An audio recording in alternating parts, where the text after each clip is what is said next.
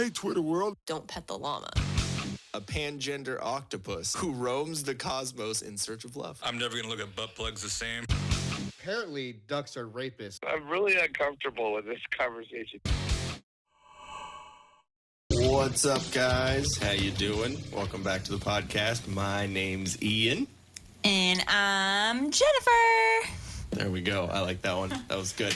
All right. You're going to be doing a different one every episode? Every episode. Okay. One thing that I am stoked to say about this episode is it's episode 30. We've done 30 episodes. One episode more than my age. Yeah, there we go. Look at that. There you go. So last episode that was 2.5 hours long was your golden episode. Oh, there we go. That makes sense. There we go. So I have a couple more until my golden episode. Anyways, guys, you just broke your coffee cup.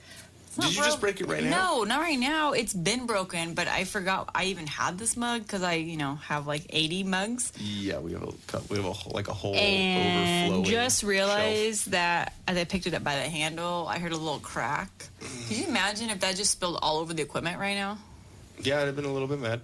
Little bit so mad. I'm gonna hold. And I would've- I'm gonna hold it in my hand, like the whole cup, not the handle. I would have. Oh, you mean like the white girls do, like in those morning pictures where they all smell the coffee. It's so cold, but this is so warm for my heart. Wake up and smell the coffee.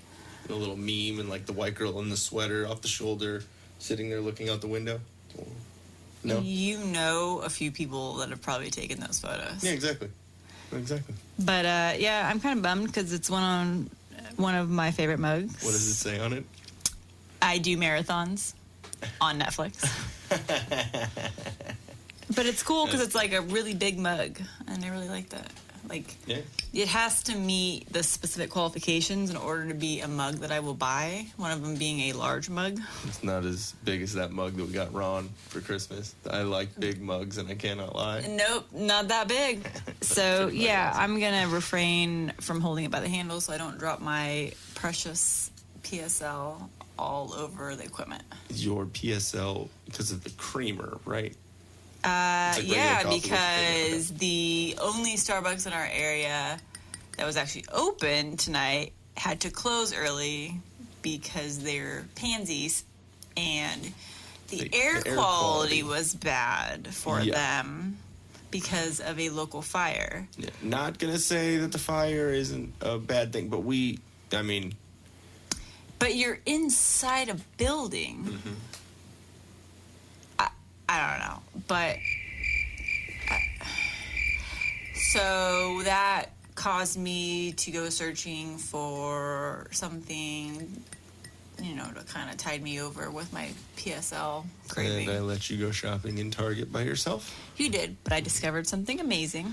Starbucks now makes their own coffee creamer, like actual Starbucks brand. I didn't notice that. You know what's awesome? What I saw you might like. They also have caramel macchiato.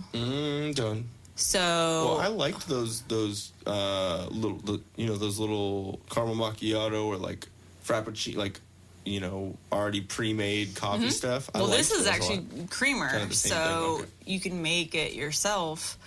I'm kind of actually impressed with the flavor. So, I like to only do my coffee as pumpkin spice, so I don't like to do what everyone else does and like buy my Cheez-Its pumpkin spice. And yeah, like pumpkin spice cereal and chips, and it's ridiculous. So like at when my you work, there's a whole wall. Oh of yeah, new I'm sure. pumpkin stuff. That's what actually Target had, and that's when you saw me kind of like up in the front. I did. Let me see real quick. I just had an idea. I just turned the Wi-Fi off and the Bluetooth off on my computer, so it might be a little bit better on the CPU. Sorry. Nice. Yeah, we've been having some difficulties with the CPU on my computer because we're running a couple things, but still trying to get all them podcasts out for you. Hey. Hey. It's just a computer, okay? Let me see. I took a picture of our pumpkin wall, I think. I'm pretty sure. Well, I'd be impressed if there was like something that would actually be tasty as pumpkin spice, but they overdo it. All pumpkin crap. Yeah. In the very front. There's cranberry pumpkin crisps. There's pumpkin jelly, pumpkin spice oatmeal. Cereal, or what is that? Actually, because that sounds like good. They're little bites. Oh. Little bread bites. There's pumpkin seed tortilla chips. Okay, that's gross. Pumpkin seed cookies. Pumpkin or maple pumpkin dressing. Pumpkin vinaigrette. Just pumpkin in a can. There's pumpkin tea or coffee. Pumpkin drink. It's just weird. Pumpkin loops. Toasted pumpkin loops. Yeah, no. I was up in the front at Target because that's where you saw me kind of walking through and looking at everything. Yeah. They actually didn't have too much pumpkin, though. I was surprised. It's Target where all the white girls shop. I know. It was either sold out or people just aren't buying that crap. Well, no, we had it. Because I've seen, not toaster strudels, but Pop-Tarts. Mm-hmm. I've seen that. Yeah. The normal, Oreos. What is it? It's this brand, the Pepperidge Farm. Oh, the Milanos. Oh, yeah. They make those. Those have never been enticing as a pumpkin spice cream. No. So I think I'm just going to stick with my coffee. Yeah, probably a good idea. I'm good. So we're going to do our ad read now. And you want to do the Chelsea Smile? I'm good. That's all you, babe. Okay. Chelsea Smile isn't your typical run-of-the-mill startup clothing line. Founded in 2017, they've Tekken? Oh, Maybe that old school, fighting video game? Tekken? It's like Street Fighter, but I don't know. Never mind. That's where you would have done the crickets. Sorry. I don't know what the hell that is. Founded in 2017, they've taken over a decade of metal touring experience and adapted their clothing line to fit the times. They've searched for the best quality cotton and the best denim to create their brand. You won't be disappointed. Styles change, family stays the same. Join the Chelsea Smile family at chelseasmile.co. Use the promo code TDP, I believe. Still using that? I think we're used because it went TDP, then Chelsea Smile family, and now it's till death. That's what it is. Okay. Sorry, guys. Gotta give people the right code. Yeah, I know. We've been out of it for a couple of weeks. We're just coming back to it. That needs to be a new soundbite. What? Fail? Fail. Yeah, I want that. Damn. I want to put Damn. Damn. If you don't, I think we've talked about it on here, but that's the my £1,000,000 life or whatever it's called. Dude. Yeah, it's him and then his wife and their family member or something, and they're both huge. But she's and yeah, it's to the point where she got on the scale and was something like 900 pounds or whatever. Yeah. And his reaction is just damn. Well, because you know what's crazy though. Well, he was 600, so yeah, but you think 900, and you don't think that a person could be that, or you realize, or you think that's a small ox. 900 pounds, you imagine a car. So I was like, damn, that's a compact car then right there. She's the size of a fucking Prius. Nah, that was more like a Toyota Tercel or something old school. Taking it back old school. Okay, like a Tercel, a little Ford Fiesta, something like that. Jesus. Okay, so go to chelseasmile.co and use the promo code TILLDEATH, all one word, all lowercase, and get 25%. That's right, 25% off of your purchase. Go join that Chelsea Smile family. Also, we have Drop Anchor Patch Company. It's a new and upcoming patch and gear company, here to stay, American-made, founded in 2018. Don't miss the drop. Did you just say poop? No, I said boo. Sound effect. I added it. Support your veterans. Go to Instagram at Drop Anchor Patch Co. and check them out. Check them out. All right. So on to the subject of our podcast. Buttholes. yeah, basically. So probably one of the most amazing comedians to come out of the past 20, 30 years, just put out a new special called Sticks and Stones. It's Dave Chappelle. Have your opinion, what have you on him, but personally, I think it's probably the best stand-up special to come out in 5-10 years. Because he makes fun of everyone. And if you don't remember the Chappelle Show, which I do, I remember. Chappelle Show. Yeah, exactly. Like the first episode. Did you just hear? I think it's my chair. Oh, I was like, there's a donkey around here. Wait. Yeah. Oh, maybe there's a donkey outside. Gonzo? Yeah, well, we do have a fat ass downstairs. But what was I just? Oh yeah, but if you remember Chappelle's Show, the first episode was the black white supremacist episode. Oh God. That was the first episode that ever aired from his show. Hilarious episode. If you don't remember or understand what that is, basically the first episode of Chappelle's Show had a Frontline. It literally said Frontline on it, and it was the guy from Frontline on it reporting, and it was a mockumentary making fun of like documentaries they do on Frontline, and it was, even though they got the guy involved, great, and so he. It was basically about a guy named Clayton Bixby, who was a blind black man who thought he was white and was the leader of a white supremacist movement in like Alabama or something, Georgia, one of those country bumpkin ass fucking town. And those are states. I don't know why I just said town. Anyways, and I didn't even realize you did. Oh, yep. Mm-hmm. Like you agreeing with my dad earlier on how much 1,000 times 4 is. Yeah, exactly. I just went with it. Hey, I have his 20,000. Yep. So, yeah, exactly. That's 240,000 a year. Anyways, wow, squirrel moment. So that first episode of Chappelle's Show, he's saying.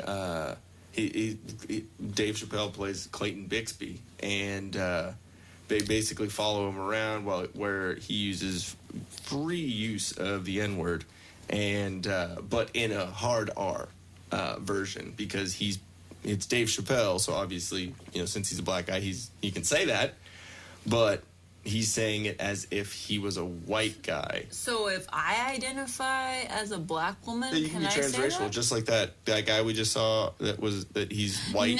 Just kidding. That he babe, come on. Just following James's lead. Toes. Yeah, them toes. So. Are you good over there? You have your own little conversations in your head again? Oh, yeah. I'm hearing those voices again. Damn it. Actually, we're going to take another hiatus. There's one Asian and one black voice. But, the transracial dude that we saw, he said he felt Filipino, and he was a chubby white guy who actually I read on in that article said that he's transitioning to be a woman also. Well, yeah. So that's weird. But the only like, do you, but that's just still odd to me. Sorry. Okay. Yeah, slight detour on the whole Dave Chappelle thing. Please. The one thing I was going to notate about that. Yeah, so with that dude claiming that, whatever you feel you identify with and just identify with. Okay. Yeah. I'm not arguing that. Yeah, if you want to be a Tyrannosaurus Rex, whatever you feel like, that's cool. But there's a difference, I think, between feeling like you're one gender versus another, and then feeling like you're one ethnicity versus another, because you can admire and what's the word I'm looking for? Wouldn't it be cultural appropriation at that point? I'm like dead serious. I mean, like people get mad at people that culturally appropriate a different race or whatnot. Like Robert Downey Jr. in Tropic Thunder. Yeah, basically, but I mean that's the no thing. one really got with mad him at saying that you could identify, there's gonna be a fine line with that too, because What do you mean, you people? Yeah, it's that same thing. It's like you can be like, you know what? It's cool. I really think like the Native American culture is amazing, and I want to learn more about it. And I, like want to learn about their culture more and participate in things. But I don't know if you can say you identify. No, you can identify as whatever you'd like now. Them. I don't know. But where's the limit? What if there evidently is no limit? I mean, so what if I want to identify with a cranky old man and I identify as 60? What's hilarious and just remind me is, so there's a regulation, like every private industry and federal contractor by law every year has to complete the EEO1 report if you have 100 or more employees, okay. Which is the report to the federal government on who you're employing, like ethnicity. Yeah. Or I guess it's like the race and gender report, race, essentially is sex, what it creed, is. All those questions, yeah. So it's going to be really interesting, like 10 years from now, to see how that gets skewed and how they're going to start monitoring more businesses. If they're like, oh, well, you're only employing like you're only employing males, or whatever. Like, well, no, technically, like we hired Pamela, but now she's Peter. Yeah, so you know what I mean? It's gonna be one of those things too where they're gonna be like, oh, damn, you guys just have all white people. Huh? Nope. People want to identify with whites. Yeah, no. Or as whites, no, I guess. Tyrone is a white guy. So that's why, you know what? It's going to be really interesting. Mm-hmm. And then having to explain that. Because people are going to be like, you're racist because your company's only hiring. And you're like, actually, come on down and see our basket of randomness. Yeah, exactly. But it just so happens that everyone identifies as this one particular group. Yeah, and why do we have to make who we fuck like our identity? Like really? I mean, like trans and all this, and like that's like all you're about, like labeling yourself as something. Like labeling yourself as something. Yeah, exactly. It doesn't matter. I mean, hey, do you? Whatever. Oh, like if you're saying like if you're, well, I think when you say you're trans, though, it's not necessarily identifying you as who you are attracted to, like. Yeah, because that I don't like bisexual or gay or lesbian does, because that's stating same sex or opposite sex or whatever, but transsexual is just stating your current status, you. Well, is it transsexual or is it transgender now? Like what? I don't know. I think those words are. Are they different or are they the same thing? I think they're the same. I'm like literally confused. I'm like now. It's basically transitional gender, transitional sex. Like with this whole thing, obviously, if you are triggered by things, you're probably not going to want to listen to the rest of this. But what we're doing, obviously, we joke around, whatever, like lighthearted. But we still are kind of curious. Like, because I mean, it is an intriguing subject to talk about. Well, for me, I'm like, where's the line drawn? So if people, that's cool. Like, I am totally for, We're not allowed to have this conversation, is what I'm saying. Like, no one, this is our line, or their line.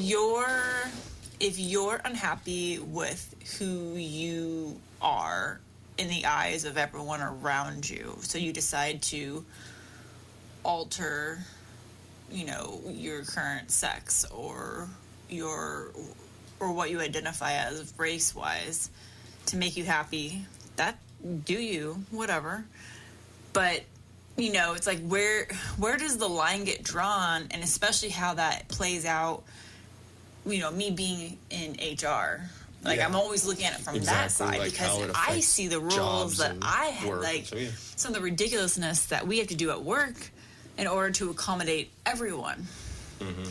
I get it. Back in the day when the only thing you had to worry about was, are you ADA compliant, having a wheelchair ramp, because you have to make sure that people can have access to your building. But now it's not only just that. Now we're like, okay, restrooms have to be changed now. Mm-hmm. Language and all of our forms have to be changed now. Like everything. Yeah. It's affecting everything. Well, because, I mean, you have to use it as because we still have a government, we still have a system, we still have to have some sort of classification for different things, and especially because a lot of stuff has been made necessary of like dividing people in different groups and stuff like that, you know? And I don't know, it's like how far does all this go? Honestly, though, I think when we hear a lot of like I want to say quote unquote like crazier things that people identify with, like they say, oh, I identify as a giraffe or whatever.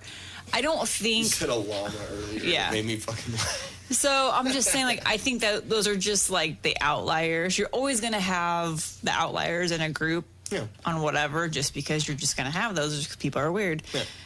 But I don't think the majority of people are going to identify as something out of the ordinary. You're just going to have like people that identify as what they were born as, people that decide, no, I'm going to identify as male instead of female. Okay, I identify as a millionaire. Does that mean that I immediately should get $1 million? Yes. Like, but after taxes, we're only going to get like 500,000. So let's do like maybe 100 million. 100 millionaire? Okay, cool. That works. I'm going to identify as that.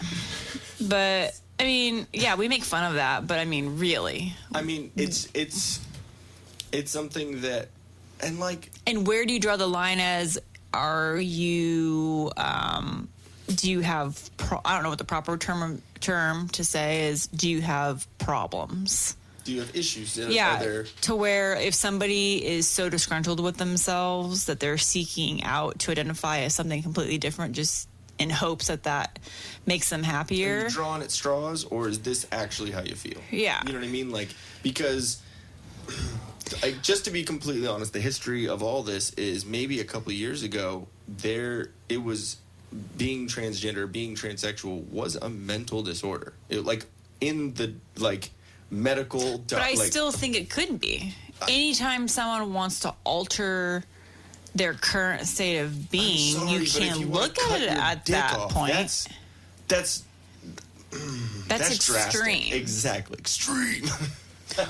Well, yeah. I mean... But I mean, it becomes a touchy subject because, we can't really talk about it because if we have questions, and it's kind of a unique and kind of funny subject. Like, it's unique and weird. It's I was going to say the word queer, but I didn't want to, because obviously that's another... That's funny. I saw the show Queer as Folk on Netflix. Queer as fuck? Yeah, according to Michael Scott. But, no, I mean, and if at any point there's conversation about it, then it becomes, oh, you're, a transphobe or this or that. It's like, no, I'm just uneducated on it. If you educated me on it without calling me a transphobe or calling me sexist or whatever, then I'd be able to learn about it. But all it is just people getting triggered and outraged by saying shit. And real quick, who the fuck do these people think they are that they're not allowed to be talked about or to be joked about or anything like that? We're all humans, right? We're all subject to being made fun of. Exactly. That's what fucking comedy is. And brings us to our whole circle issue. back around. Yeah, exactly, is the Dave Chappelle special. So before we get into it, there's a bunch of things that I kind of looked up and was doing a little bit of research before. So a lot of the very outrage trigger publications, like BuzzFeed, Vice, Vox, all those, like YouTube, they make those little videos, those kind of clickbait things, are basically saying he's boring, he's old, and it's tired comedy. They're saying, don't even watch Dave Chappelle. You can skip it. You don't even have to watch it. Because it's a bunch of millennials? Well, because they're all offended by everything. They can't take a joke. It's absolutely ridiculous. Ugh, we need to bring back Tide Pods so more people can leave this planet. Yes, please. Make them taste like strawberry. I don't know. Then they'll put it in a vape thing. Oh, yeah. There we go. So, I mean... It's just lace more vape pens with... because they said don't watch it, and that's what they said first, and then people watched it in the millions. Well, yeah, because when you say don't, What are you gonna do? Yeah, exactly. And then so maybe that was done on purpose. Then they changed their tone and said it's boring, he's old, and it's tired comedy. He's not getting better, is what they said. And it's like, sorry, it was named Sticks and Stones for a reason. Like, if you don't get that is a joke inside itself, like, you're... I know, like, they always say that, like, every older generation is... I don't want to use the word hate because that's strong on this scenario, but... Because I wouldn't say, like, our parents' generation hates our generation, but...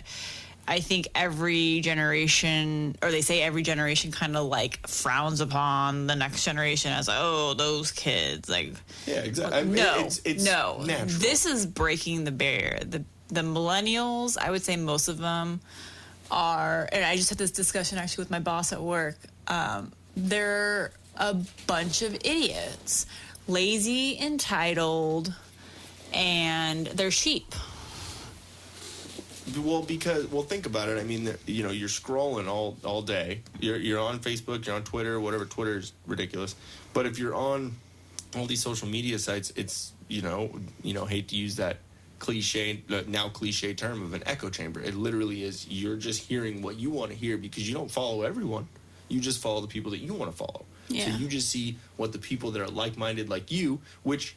in a lot of cases is awesome because then if you're interested in a certain type of music, if you're interested in a certain type of, you know, film or video game or something like that, you can speak with like-minded individuals like you, and it's cool, and it brings people together from across the world, which is great. But then also you start saying the same thing, it gets repeated, and you just hear it, and, you know, you see the same clickbaity like news articles and all that, then yeah, it's going to be, you're all going to have this same viewpoint and you're never going to hear from the other side. I think it's refreshing. Like, yeah, if any word to describe Dave Chappelle's Sticks and Stones is refreshing, because I'm so sick of everyone having to censor themselves and tone down what they're saying and not say what they want to say just because there's the fear, not that they're going to hurt someone's feelings, but the fear that they're going to have a huge backlash. And it's just annoying because everyone needs so much hand-holding nowadays.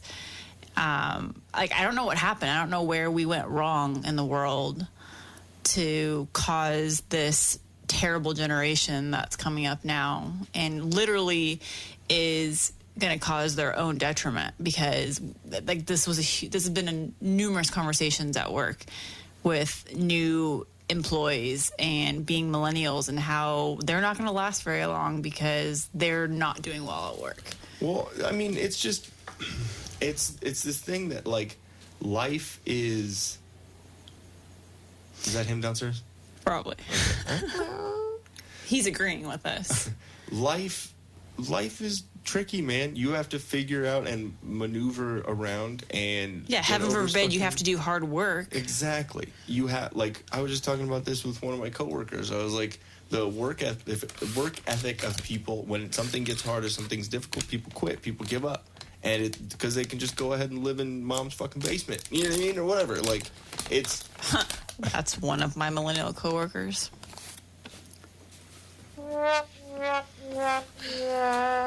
I'm not going to say that I didn't, when I was fucking 28, 29 years old, I didn't move back in with my parents for 9 months but I moved 3 states away and didn't have a place for myself. Period. I was transitioning.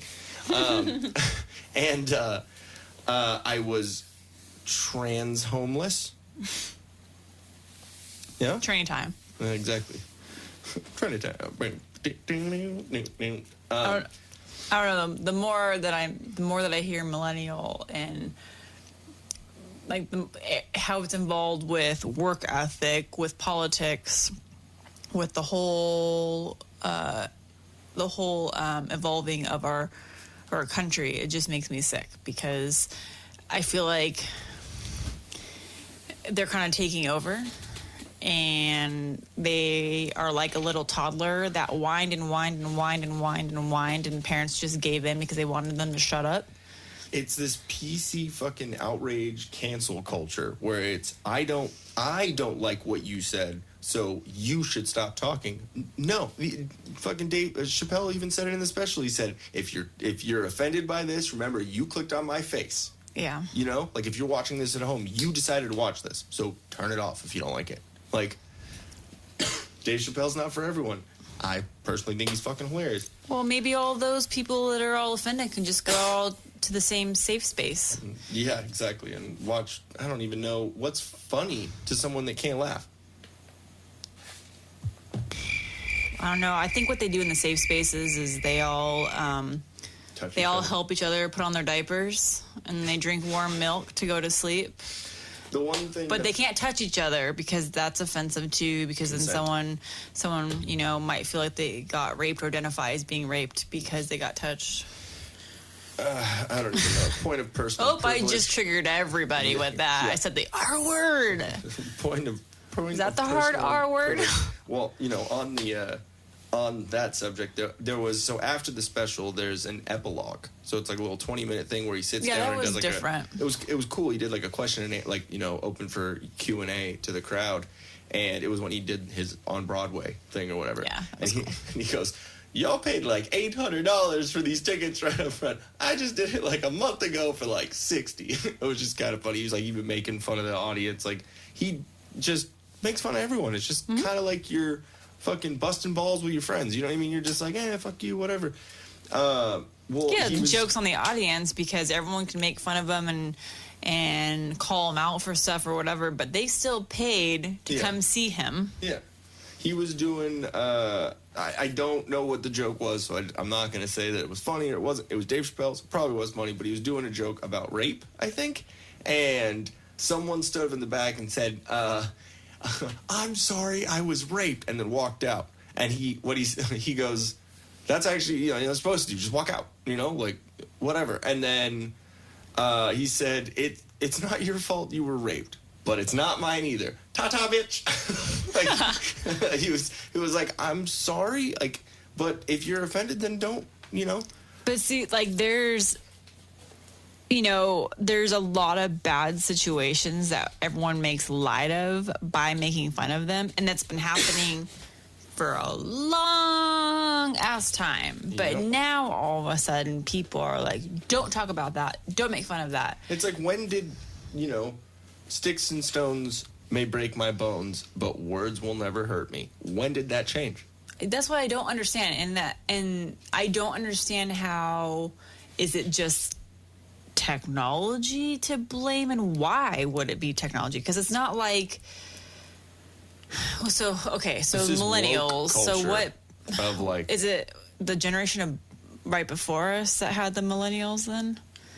Yeah, that's what I'm really curious to actually who raised these do people? Some research to find out what was different and how the parents above us raised the millennials and like how they got from what they did and different not do that. You know what I mean? I don't know. I mean, my theory is that like, I think it's sheltering. I think it's so much sheltering, so much not letting the kids run out until the lights went on. You know what I mean? Like, I don't know. It could be the opposite end of the spectrum. I totally understand the sheltering thing because that makes sense. Mm-hmm.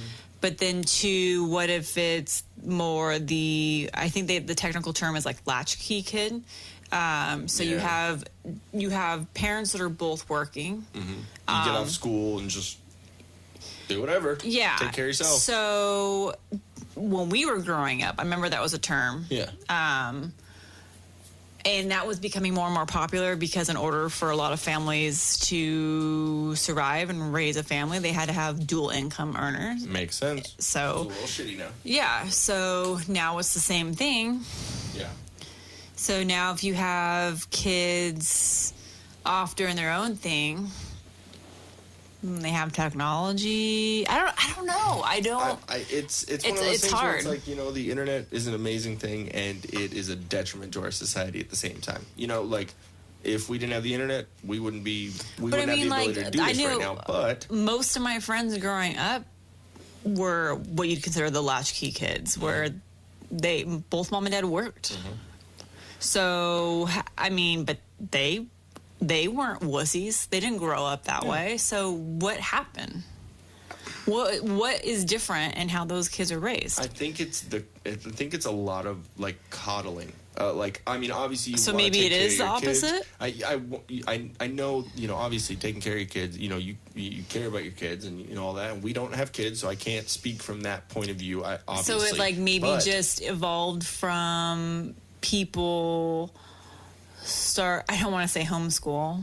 I know. Yeah.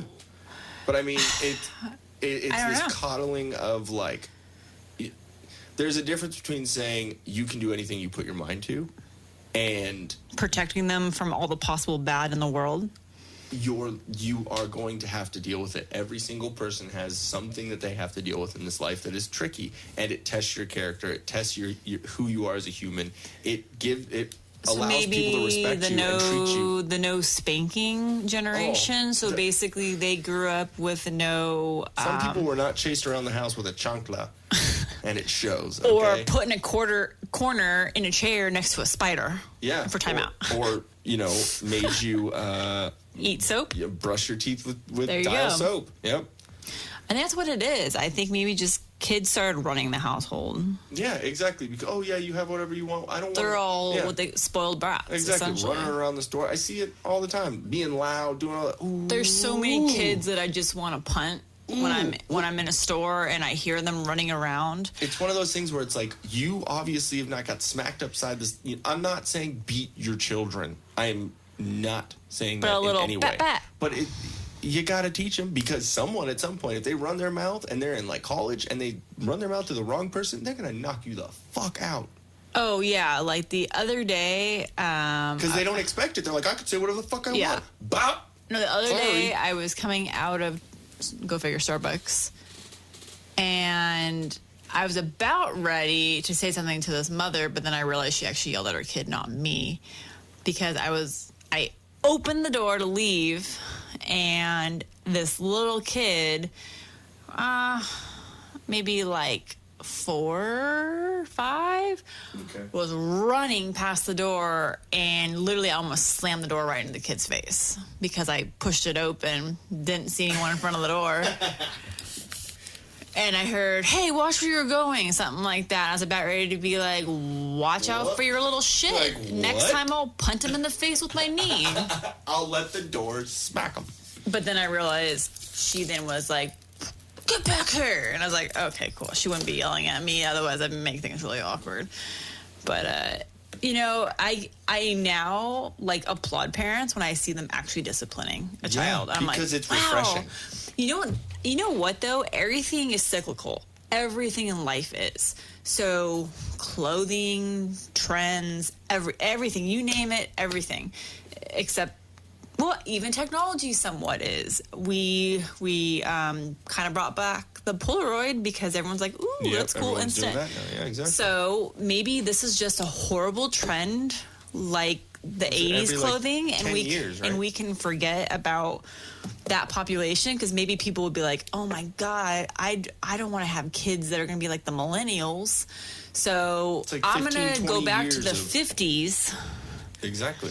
And all of a sudden now you're going to have like more well-behaved children and everything. Yeah. I'm hoping we do something, because it's getting ridiculous. But the cool thing is, the more and more we talk to people, we have similar views on the subject. And like I said, you only ever hear from the loudest group.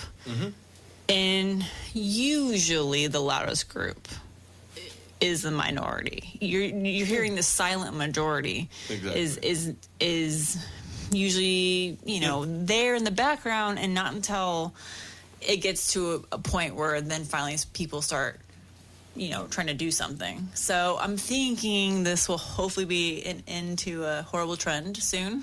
Yeah, and I heard Bill Burr's new special is going to be coming out too, and he's pretty offensive, quote unquote, but I think he's fucking hilarious. But his stand-up's coming out too, and I'm really looking forward to that, because like, I think there were a couple things that I saw while I was looking up videos and stuff like that, like watching other people's reviews. I like to see all that, see what other people think. I mean, I'm still going to have my own opinion, But I like to hear what other people think about things and whatnot, and that's how we did all the Marvel stuff and all that. So a couple of the things that I heard is someone called all the people that get offended and triggered by everything offendables. Oh, I like that. The Expendables. Yeah, exactly. They're the offendables. I want shirts made up. Yep. And also someone said their takeaway from the Dave Chappelle special was that he was honestly just trolling people. He was baiting people. He knew that they were going to get offended. The offendables were going to take it a certain way because of what he said. Because everything he said, even the Juicy Smollett thing, like the Jussie Smollett. Yeah, but look how many people are talking about it. Like, what do they say? Like, you get more publicity when it's bad publicity. That's tough to say. Bad press is still press. Yeah, and it's a tactic. Yeah. It's the same thing that any celebrity does, like something ridiculous, because everyone will be talking about it and they don't give a shit. That's money in their pocket for them. I'm not saying he doesn't give a shit. I'm saying he just may be a very smart businessman. I mean, one thing too is like we were talking about with social media and the internet and all that stuff, is people curate their lives. They curate the correct responses, the correct things to post, this and that, to make them seem like this different person or this person that everyone sees. And then when you talk to them, you're like, you're not really, like, it's almost like a fake thing. It's like, when did everyone become politicians? When did everyone have to look like they're saying the right things? Yeah, and that's why I feel very comfortable in who my friend list is on Facebook, because I've offended everyone and they've gone away. So those that remain, I'm cool with, because they're not pansies. There's plenty of people on my friends list that you have some shit random people on there. And I will say that's a lot because of, being in a band and trying to promote things. A lot of times I just use Facebook because, this is a funny meme, this is funny, something to say, and hey, I'm going to promote this thing or whatever. So I just added as many people as I could.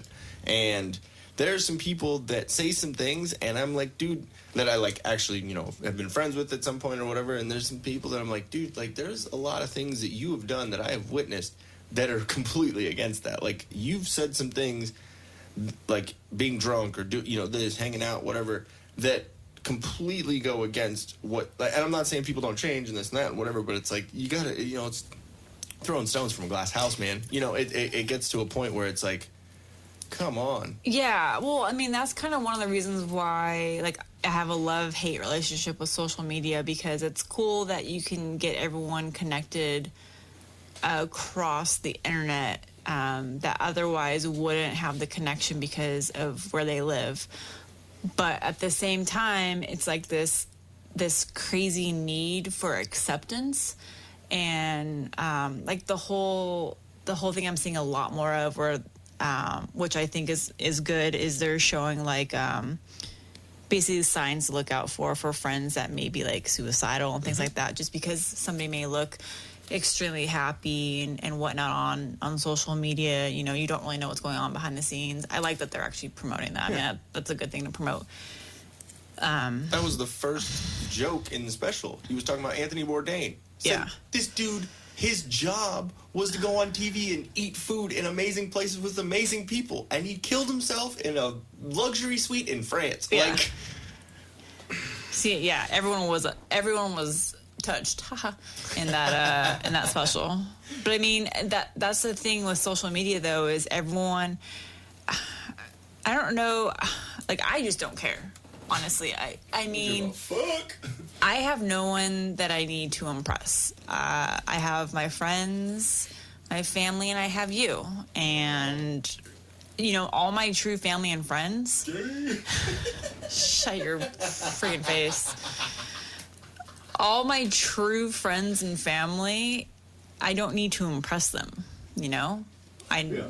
So I'm not trying to build up this fake profile and, let me post what I'm doing and eating today because I need to show everybody that I'm cool and look what I'm doing, blah, blah, blah. we really don't post that much, and they actually say that those that post a lot are usually the most unhappy people because they're just trying to reach out to get people to pay attention to them. Oh, before I had you and, being single and, whatever, I'll definitely say, there were some times of being a little bit depressed here and there, and, everyone goes through it. Now, some people have the lucky streak to get out of it and, figure their way out, but, I definitely posted a lot more. Anything that me too. Like, this is funny. Someone else will think this funny, and then I can connect with them. Oh, yeah, I did that. I did a lot of selfies. I did all that stuff. Oh, look, I'm drinking. Did you duck face? Did I what? Duck face? Oh, hell yeah. I did duck face all over Facebook. Oh, God. I love you so much, but... I ducked it up. But, it's what we do. It's what we do as people. And I just think getting older and seeing kind of how ridiculous it is that I'm like, wow. Like when you see your memories, you're like, oh, what was I thinking? Yeah. There's definitely a couple things where I've been like, no, that's spot on. Maybe it was a little, rough, but it was, it's still the way I feel. And there's some things I'm like, delete. Yeah, there's something I'm not resharing that. I got rid of half my friend list after that post. There's definitely some things I'm like, ooh, that was rough. But I don't know, man. It's this. Everyone take a joke. I'm not going to say some people aren't verifiably being shitty people, but if you aren't allowed to say things, if you're not allowed to voice your opinion on things, then we really don't. Then people are scared to say how they really feel, which not saying that everyone is right. Yeah, isn't that the whole thing, freedom of speech? Exactly. The bad and the good? If you don't have the bad speaking out and saying things also, then you don't know who those people are. And I know we talked about this before on the podcast, but you don't.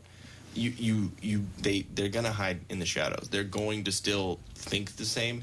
And if you're able to speak to that person, not just insult them, not say, oh, you're fucking stupid, or you're racist, or you're whatever it is that you want to put at the end of it, then they will never be able to understand where you're coming from, and maybe change their tune, maybe realize. Then you wouldn't have stories where there's a white supremacist who decided to denounce being a white supremacist because he spoke to someone and realized we're all. No, I think it's just going to anger people more that they're being held down and can't say what they want to say. Because that's what helps people. I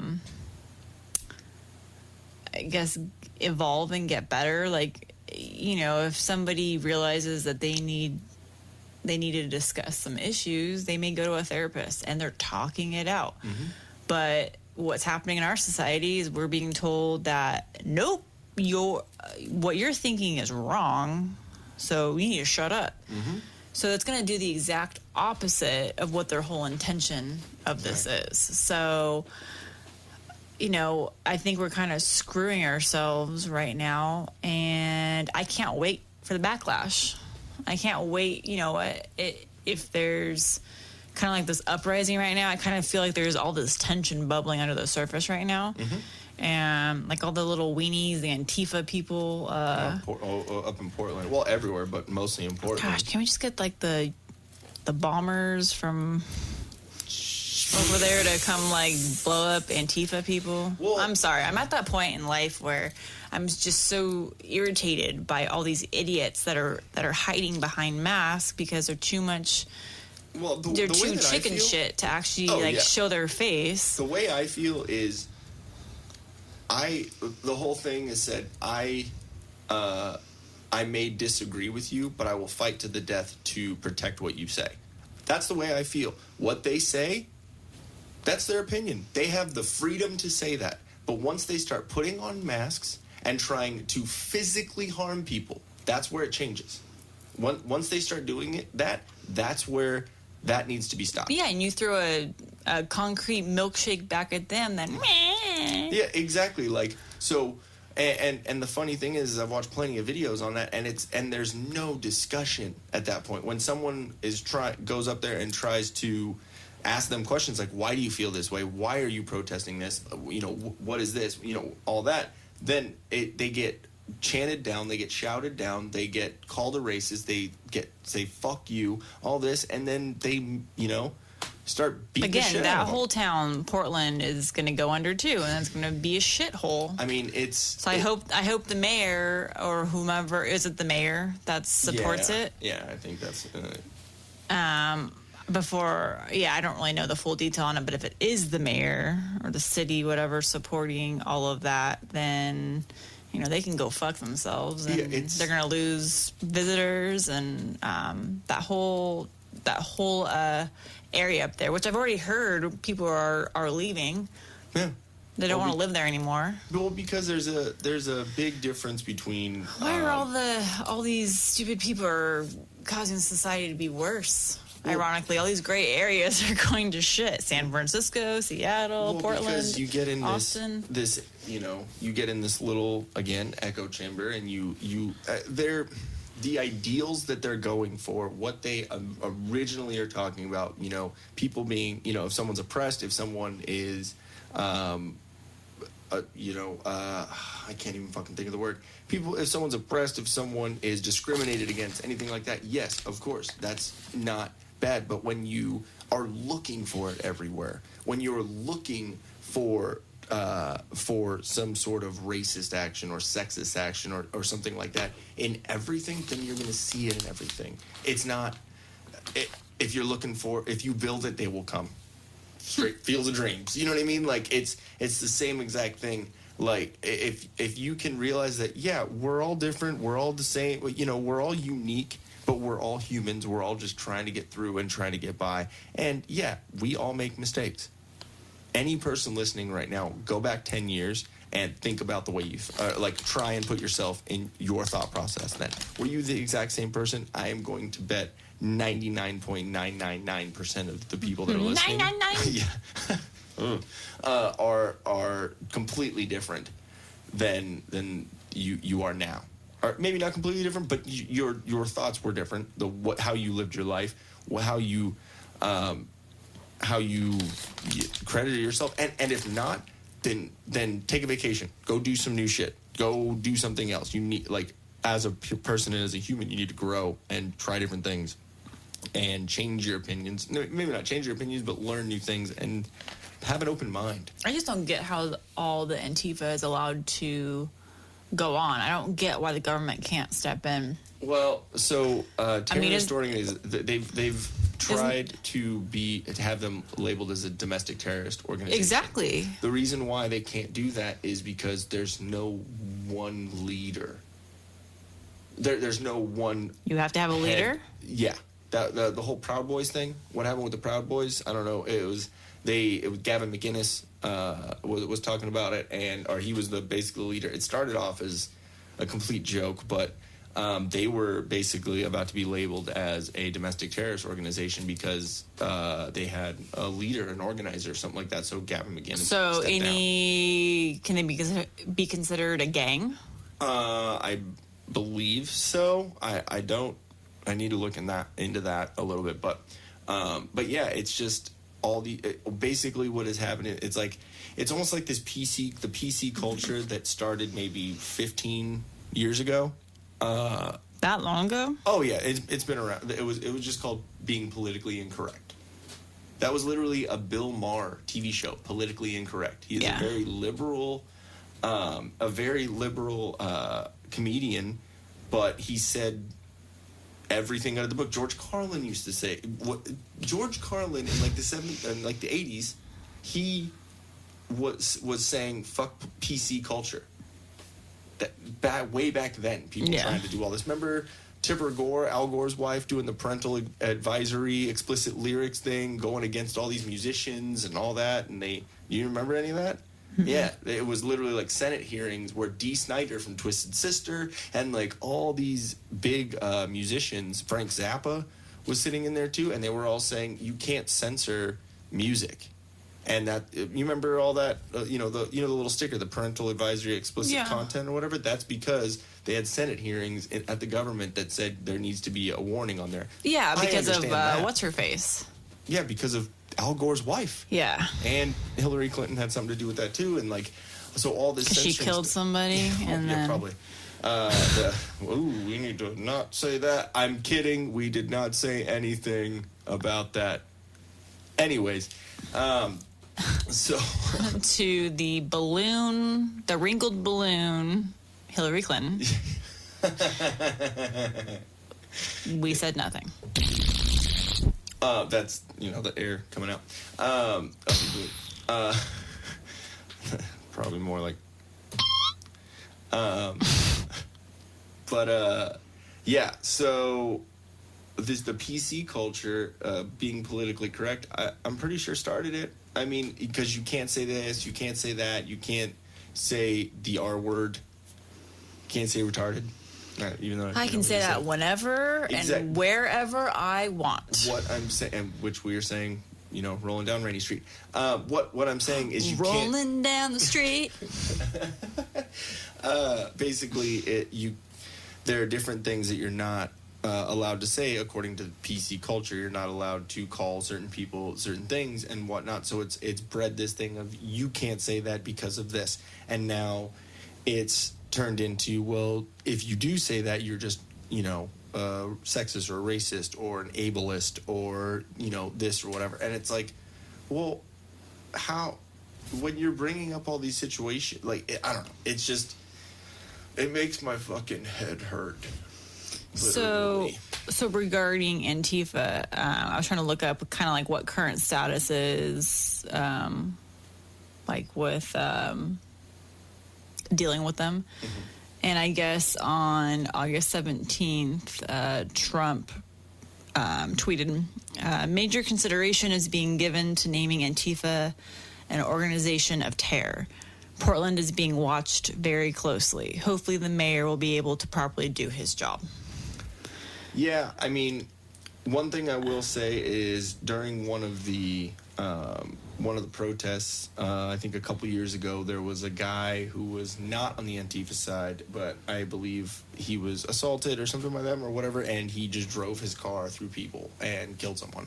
So that's not cool either. I'm not going to say that anyone against them should be doing things like that. Why are we protesting with our voices and with our ideas and then physically harming people? So what I ask about them being considered gangs. Yeah. So, I guess it said at the end of July, that's when Trump was, talking more about the group and designating them as a terrorist organization. He said they'd be considered alongside groups like the vicious gang MS-13. Yep. And this all kind of, now it says, so I didn't know that the El Paso shooting had to do with the dude that was had anti-immigrant views. Yeah, there were, but then there also was one, I think, in Dayton, Ohio that was an Elizabeth Warren supporter, was supported Antifa. Well, they're saying because of that shooting in El Paso, now the U.S. is taking on a more urgent feel to label organized violence. So that's what they're why they're looking at the Antifas. Well, because, something needs to be said against this, or something needs to be done against this on both sides. I'm not going to say that people against Antifa, some of them are crazy too. No, it's on both sides. You're going to have extremists, but and if we don't calm this down, or we don't find a way to have civil discourse, we have a way to have discussions about things without getting, saying inflammatory words and having just ridiculous conversations and insulting people and doing all this, it's going to turn into something crazy. And I know it sounds ridiculous, even saying this, but at some point, if physical violence is happening right now, a civil war of some sort doesn't seem too far off. Just saying. Like, isn't that how it all started with the Civil War before? I mean, I agree that, slavery's wrong and it shouldn't have happened. And so that Civil War was for a good cause. Yeah. I mean, people died. I'm not saying that. But, the outcome of it has definitely bettered America as a whole. Yeah. But, they said basically it is going to be hard, like, because I guess they're really trying to consider, like, how to figure out what is a terrorist group, but it's thinking about how to define a group. So they're saying, like what you said, having a leader. An organizer, a head. Yeah, like it has to be like like, I get it, like the MS-13 gang obviously is a very defined group. Mm-hmm. But... That El Chapo, wasn't he the... El Chapo? I think that's the name of, or the head of the... Oh, he's the head of the, like, Mexican cartel or something. I don't know. Didn't he die? I could be wrong. All I'm saying is that the majority of people that run their mouths but really are a bunch of pussies wouldn't fare well at all if we were in a modern day Walking Dead. They would be the ones with their heads on the stakes. Yeah, exactly. Because they would, they wouldn't have the, they wouldn't have the determination to get something done without, like they would be offended at the zombies. And you know what? I think that's kind of a big proponent of... Like, you're not allowed to touch me. And they just be like, what? Why we're hearing a lot more nowadays and saying, oh, where'd all this, like, pussiness come from is because... How you so pussified? Because there's so much access to, digital media and social media, and all of that is like so many outlets for people to voice their opinion behind their computer. And also a big thing about it, too, we didn't have that before. So maybe all those views were there before, but unless you were there talking to the person, you didn't hear them. True, and a lot of things are taken out of context. A lot of things are, like when people try and say, oh, this person's racist, or oh, this person's this and that. Not saying that it's never right, but a lot of times it's taking what someone says out of context, especially a comedian, especially someone that is on a podcast or is on this. They say so much shit. Sometimes it's a joke. It's a long conversation. Like any of the shit that we're saying right now, someone could clip that out and say, oh, you're racist as fuck. Well, and that's why I'm thinking that social media is the leading problem, because even through simple text message, you can't convey feelings. That's why people put in the emojis or whatever. Tone is... So, I mean, stuff gets conveyed incorrectly there. And then you have now, like, someone that would have grown up in let's say, a town of 50,000 people and had their select group of friends in that town, not access to any kind of social media or internet, whatever. They were only influenced by, or like, kind of say, like, your sphere of influence is where you live and who you interact with on a daily basis. Whereas now, your sphere of influence is the whole world, because you get the constant back and forth conversations on all the social media, and you're seeing that. So now people are getting triggered easier, because now instead of being triggered by maybe 10 people in their circle, they're getting triggered by 10,000 people on one post. Yeah. And their comments on that. So, I mean, it's definitely social media has played a huge part in people's thoughts, and then us hearing everyone else's thoughts, because everyone has to post their thoughts. Yeah, I mean, how many times have we said it before? Everyone has a signal. Everyone has a way to get their opinion, no matter how right or stupid or wrong. Makes me somewhat miss the days pre-social media, to be honest. Yeah. Oh, yeah. I miss the MySpace days when I was just gonna say that. When people were excited to just post like, dude, check out this new song. Yeah. It's on my profile now. Yeah, put the profile song. Oh, I love that. So great. And turn it up really, really loud so when people went there. Oh, I did that all the time.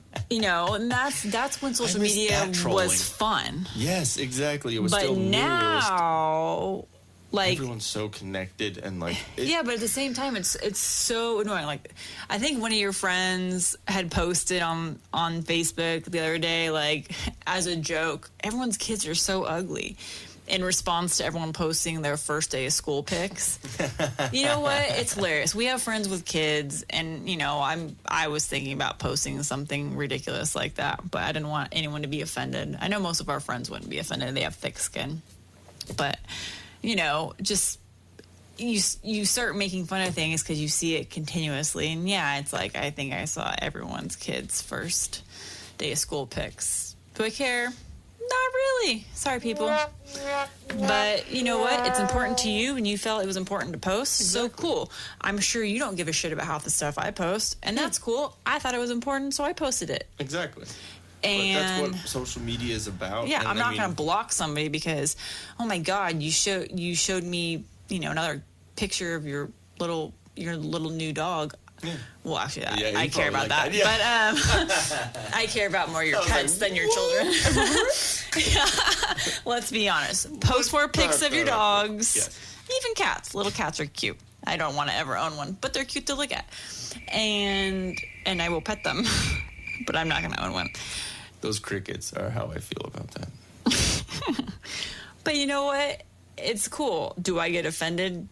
Ugh, stop posting pics of your kids. No, I'm not going to get offended. Well, there's a difference between like, oh my God, Jesus, stop. And like, can you just stop posting pics of your kids? I would never post that. I would never post that. Oh, I would never put that up. Like, no, because you know what I'm going to do? Snooze. I would delete. I would literally snooze. I don't. Yeah. You know, I don't. If I don't want to, I can change my channel. Yeah. I can change what I decide to watch. Just like Dave Chappelle said, you decided to click on me. And in a way, Facebook and their whole creepiness, how they figure out what posts you want to see and don't want to see, Facebook's pretty much got me because I really didn't see any kid pics anymore because the friends that have kids that I know would have posted, it never came up on my feed. So, you know, Facebook knows what to post or what to show you. Yeah. Based on what you respond to. And it's a joke too, even if you were like, I don't want to see your fucking kids. Like, obviously I'm not gonna get mad at you, but it's just little a joke. Timmy grew 1/4 of an inch and now he looks a little more awkward. He's getting closer to those awkward teen years. So basically what social media can be too is especially when you're saying a joke, it could be, social media is your audience. Social media right now is our audience listening to this. Right now, that's social media. That's, you know, technology. That's why I said social media is a love-hate relationship because obviously, like, what love it. What we're doing right now is social media. We're talking to people. Yeah. We're connecting with people. But you also get annoyed by it. Exactly. But now, you pick and choose. So I just looked up right now the definition of comedy. It's professional entertainment consisting of jokes and satirical sketches intended to make an audience laugh. That's the whole point, right? So now let's see the stand-up comedy definition. Let's go to Wikipedia or definitions.net. Maybe Britannica? What are you thinking? You should pull out, like, the actual book, like the... What was it, Britannica.com, probably? Yeah. Let's pull out Encyclopedia Britannica? Yeah, pull out your encyclopedia. Let me see. Stand-up comedy. Comedy that generally is delivered by a solo performer speaking directly to the audience in some form or in some semblance of a spontaneous matter. Let's see. The stand-up, at least in the form it is known today, is a fairly recent entertainment phenomenon. In the United States, where it developed first and reached its greatest popularity, it had its origins in the comic lecturers such as Mark Twain, who toured the country in the 19th century. It began to emerge as populist entertainment in vaudeville in the early decades of the 20th century. While comedy was a staple of every vaudeville bill, it most often took the form of packaged routines delivered by comedy teams who spoke to each other, not to the audience. So it started out a little bit different, but it's basically to make people laugh. It's to take people's minds off. I feel like comedy's pretty much always been kind of making fun of something or someone. Exactly. Well, it's making jokes at some point. It's gonna make fun of something. It's satire. Let me see. Wikipedia, which I trust here and there, but Wikipedia can be edited by anyone, right? Isn't that the whole thing? I think so. Yeah, you get additions or this or that. I'm pretty sure it's fact checked for the most part, but there's some things it'll even say this might not be true. What? Anyways, the stand-up comedy definition from Wikipedia is stand-up comedy is a comic style in which a comedian performs in front of a live audience, usually speaking directly to them. The performer is commonly known as a comic, stand-up comic, comedian, stand-up comedian, or simply a stand-up. Comedians give the illusion that they are dialoguing, but in actuality they are monologuing a group of humorous stories, jokes, and one-liners, typically called a shtick, routine, act, or set. Some stand-up comedians use props, music, or magic tricks to enhance their acts. Stand-up comedy is stated to be the freest form of comedy writing that is regarded as a fictionalized extension of the person performing. So it's just it's telling stories, it's telling your experience of things. And doesn't mean that experience is wrong or right. I mean, there's plenty of people, that I might disagree with their opinions or their take on stuff, and there's some people that I do agree with it. But that doesn't mean that I'm going to tell the person that I don't agree with, I just didn't think it was that funny. Like, how many times we watched a comedy special and you're like, not that funny, you know? And I might think it's hilarious, but we have different opinions on certain things. We're very close on our, sense of humor, but some things are different. It's ridiculous. Also in their delivery, though, too. Yeah, exactly. Like, with stand-up comedians. You really like the creepy redheaded comedian that pulled out his dick. Oh, wow! Thanks for outing me on that one, Louis C.K. Yeah. Yeah. I mean, you personally don't like him, do you? I don't. Don't. And the reason why I don't like him is his delivery. He's awkward to me, and that's not funny to me. It's just simply awkward. See, I like the awkwardness. I think it's funny. It makes his jokes. I couldn't stand his show. Yeah. Oh, the Louis show was way awkward. But he's the same in his comedy. He is. So for me, it's the delivery, not the content. Okay. Dave Chappelle, his delivery in itself is comical because of his body language and how he uses his hands. Like, he talks with his hands, and he's got a very descriptive face and voice and how everything. So it's the whole act. Yes. Whereas I think Louis C.K. is very literally cut and dry. Yeah, it's a weird delivery to me. It is. And, I don't think what he did, it's a weird thing. It is a weird thing. I'll say that. He wasn't trying to rape anybody. He didn't rape anyone. He didn't come on anyone. He didn't, you know what I mean? He didn't I'm sorry. It is definitely gross and weird. Like, why the hell, dude? And I get everyone's like, oh, like, devil's advocate, like, oh, it was in his own... It was in his own hotel room. I totally get that. People could have... The door was not locked, right? They could have just walked out. He asked people before he did it. People were probably like, wait, is he really going to do it? Dude. I'd be like, okay. Like, what the fuck? I would have waited to see, like, is this fool really going to do it? And then he started out, bye. I don't want to see a red-headed freckled dick. So, that's probably what a real speckled dick is. Isn't that like a canned speckled dick? It is. Is it speckled? Speckled dick? I don't know. So. You know what? I mean, yeah. Dude, that was weird. He's a weird dude. Yeah. And you know what? That makes me think that his comedy, his stand-up comedy, pretty much is in line with his real life. Yeah. But, he even has a joke about... But can you hold people's weirdness against them? No, because then... okay, what's the definition of weird? Let's look up that. So we know what we're saying. Out of the ordinary. Out of the ordinary, that's your... Okay. Let's see. Weird definition. Just so Not we're of making the sure. norm. Weird. Suggesting something, adjective. Suggesting something supernatural or uncanny. A person's destiny? No. That's weird. No. Well, yep, that's weird. Get it? Merriam-Webster. Let's look at that. Of strange or extraordinary character.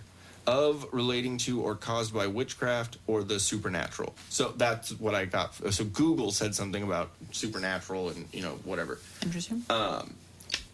But Merriam-Webster definition, the first definition is weird is of strange or extraordinary character, otherwise known as odd or fantastic.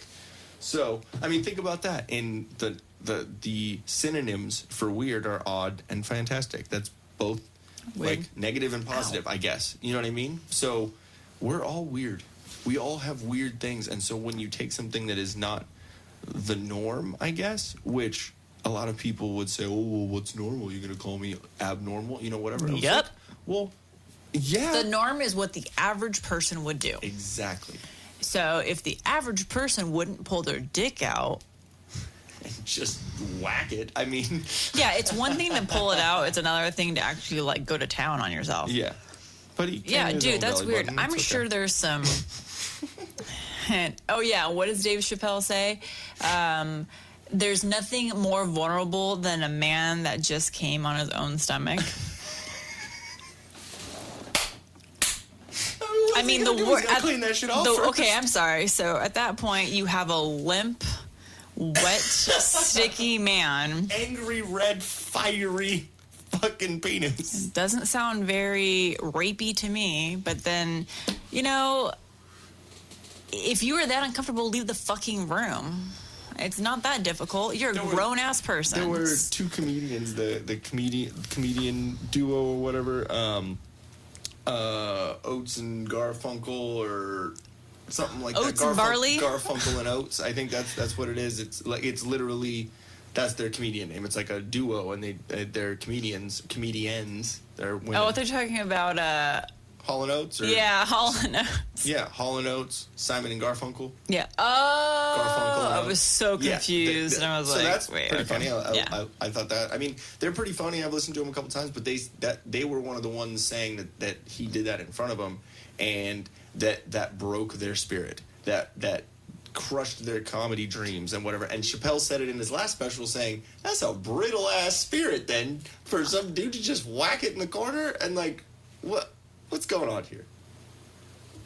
Brings up the point of we're raising pussies. Well, yeah, because here's my thing. It's like, were you tied up and forced to have your eyelids open and watch the scene? Leave. Was your ankle broken and you leave? couldn't walk? Yeah, that's what I would have said. Why didn't you leave? Yeah. Why didn't you leave? And there were a bunch of comedians that had known about this dude, that he would randomly do it at a party and haha funny. There were people that, well, then I could see them being like, oh, like, well, he just shouldn't have done that. Like, I wanted to stay and hang out and party. Well, you know what? I want to hang out downtown Austin without bums peeing on themselves. Yeah, but they're there. So, you know what I mean? Like, It's one of those things, you pick and choose where you want to be and what you want to do and what you want to see. There's alcohol and drugs involved, and there's always at a party choices and whatever. And you have choices throughout life. If you make the choice to get drunk or do drugs and lose control of your facilities or your clear-headedness, then that's kind of a choice on your part to put yourself in this. Not saying that you deserve to be put in a position where an angry old ginger is jerking it. I mean, if anything, I would have been like, gross, dude, I'm out. But you have a choice to leave. Yeah, I would have been out immediately. If you've gotten this far in this podcast, thank you. That you are not triggered. Are. You know what I've decided? We should give medals. I'm actually decided that we need to have names for our followers. Okay. What station is it? Damn, I don't know if it's the 103.3 here in Temecula or if it's 105.3 in San Diego that has names for our listeners, or maybe it was 91X. they had a specific name, like, call we them a have group of- we have one of our blah blah blahs calling in Something right heads now. or whatever. Yeah, exactly. So we need a name for all of our awesome listeners. Lifers. Till death. Lifers. For life. No. Needs to be something good. You guys, if you have any suggestions, let us know. Yeah, definitely let us know. Now it's gonna bug me. What Real quick, station? well, I'm gonna look that up while right, you're looking that up. While you're looking that up, we're gonna do our other ad read real quick. It's gonna be for Start New Financial. Are you struggling with high interest rate debt? You make the minimum payments and you're getting nowhere? You need Patrick with Start New Financial. He'll give you a free consultation and show you how to get out of debt in 24 to 48 months. They'll wipe out all the interest and consolidate the debt into one single payment. Start New Financial has an A+ rating with the Better Business Bureau and handles over $40 million in unsecured debt a month. Patrick is a certified debt specialist with the IAPDA. Give him a call at 616-965-6501. One more time, that is Patrick with Start New Financial at 616-965-6501. If you mention the Till Death podcast, I believe he has a little special thing going on for you guys. If you go ahead and give him a call, he'll be able to explain all that to you. Just make sure you mention us and get that debt figured out. All right, so you find the. What are you looking for now? No, I think it's 1053. Okay. But yeah, if anyone has an idea on what we should call our listeners or what you'd like to be called yourself, then send it in. It'd be kind of fun. But yeah, let's see. Where were we in our... Well, I think Dave Chappelle actually gave us the idea to watch the show. Well, yeah, because so he goes through... in his special, he goes through, like we were saying, he talks about the Anthony Bourdain situation and suicide and all that, and then he goes, and one of the funniest things about the special is he says, I'm going to start this off a little bit different and do impressions. And so his first impression is, he says, I'm going to do an impression of the founding fathers when they were writing the Constitution. He says, okay, here we go. He says, hurry up with that Constitution. I'm trying to get some sleep. I thought it was great. I think it's fucking hilarious. The other one he did was, he says, okay, the next, you know what? I'd like to play it, but I don't know if we'd be able to get away with that. Netflix and all that, yeah. So basically, he kind of makes this kind of type of attitude and says, what we need to do, or what we're going to do with this one is you're going to have to guess who... are you okay there? You gonna inhale that whole cookie? Jesus. God damn. You left some on your face there. Oh, there you go. Sorry. Anyways. Yeah, I think this is the first cookie that Jen has ever tried. She's learning how to eat cookies. I was trying to eat it quietly over here, and the thing was falling apart, okay? There's just crumbs everywhere. Continue. Okay, so he says you're going to have to find out this, or figure out this impression. And so I'll do it now. He goes, if you do anything wrong in your life and I find out, I'm going to try and take everything away from you. Doesn't matter when I find out. If it's tomorrow, if it's 10 years from now, you're fucking finished. And he says, guess who I am? Everyone is like kind of yelling out. A couple people say Trump. It kind of made me laugh. And then he says, you in the audience, you are the most ridiculous motherfuckers to entertain. That's why I don't do comedy all the time, because you're ridiculous. Anything that anyone says. He was talking about Kevin Hart, and he said because Kevin Hart, had to quit doing the Academy or the Oscars? The Academy Awards, I think. The Oscars. Yeah, and then like 2 days after he got the job, people were digging up tweets from 4 years ago, and Chappelle says Kevin Hart is 4 tweets away from being perfect.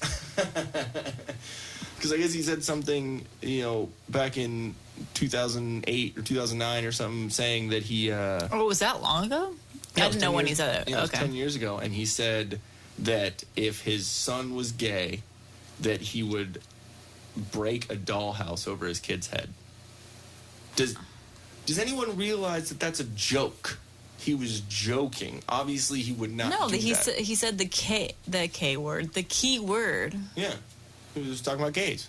He was talking about gays. Yeah, exactly. And so people don't hear anything else. They're exactly. just like, oh my God, I'm triggered. It's like, so how, if you want to talk about all this privilege talk about who's privileged and whatnot, why are you so privileged that no one talks about you? Or not allowed to say anything about it? Kind of a funny situation. Can't say anything. Exactly. But, doesn't mean that, like, my mom and my dad both did hair as I was growing up. Like, I was raised around gay people. It just, my middle name is gay? My middle name is named after my mom's, my mom's best friend, Anthony. He was a gay guy. I don't have any problem with it but when you tell me to change the way that I act, or the way that I think, or the way that I say things, that's when it infringes on my rights. Just saying. It becomes a whole different issue. Not, I'm not gonna, if you don't, it's the whole Scarface thing. I've never fucked anyone over that didn't have it coming. I respect me, I'll respect you.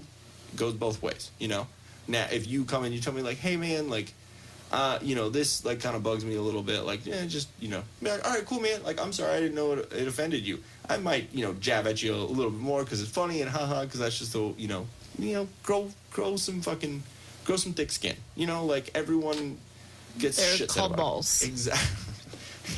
I'm going to leave that one alone. Funny note about balls. Mm-hmm. So my boss had made mention that there was a conversation she had with someone basically telling them that they needed to grow a pair. And she said, I really wanted to tell them. She's like, I couldn't, but I really wanted to tell them, like, do you want to borrow one of mine? And she said it to a dude. God damn. And I said, you know what you need? Because she has like a little table, like a little round table in her corner of her office. I said, you know what? You need some decorative balls, like in a vase over here, like decorative orbs. Dangles. And so she's like, oh yeah, I could just point to them and be like, grab one of those. You're obviously missing one. Or like, so do we need to call your wife and allow you to take your balls off of the nightstand? No, I think sometimes people never even have them to begin with. Well, it's just, and that whole thing. You know bugs me what, too. though? I mean, for all the trannies that are getting rid of their balls, maybe they could just lend those out. True. What if it was like a donor situation? There we go. Maybe we can people can start donating balls instead of sperms. Hey, that's a lot of sperms. A lot of sperms. That's a lot of sperms. So, awkward transition, but sorry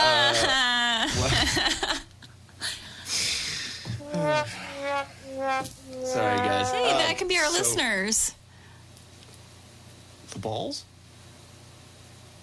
Wait. Trans. Hey.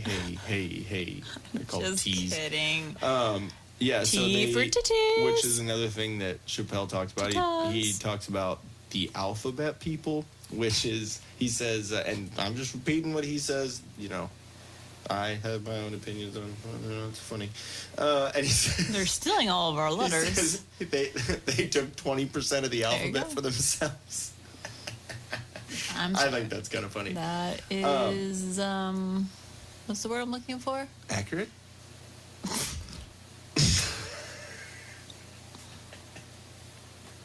Go ahead.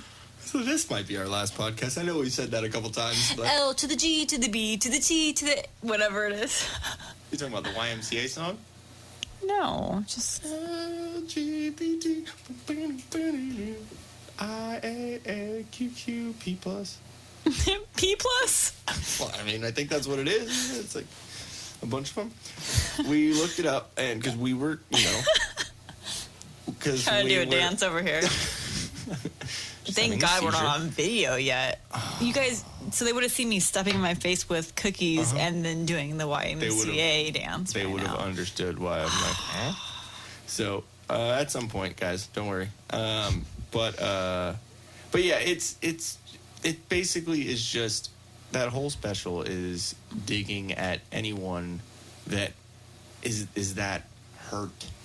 But it's because, I mean, the whole sticks and stones thing, you know, it's not going to hurt you to hear something, and it's definitely not going to hurt you if you change the channel. If you just, there's so much other shit to watch. Just don't watch it. Why do you have to try and cancel someone or try and it just gets old, man. It's just really, really annoying.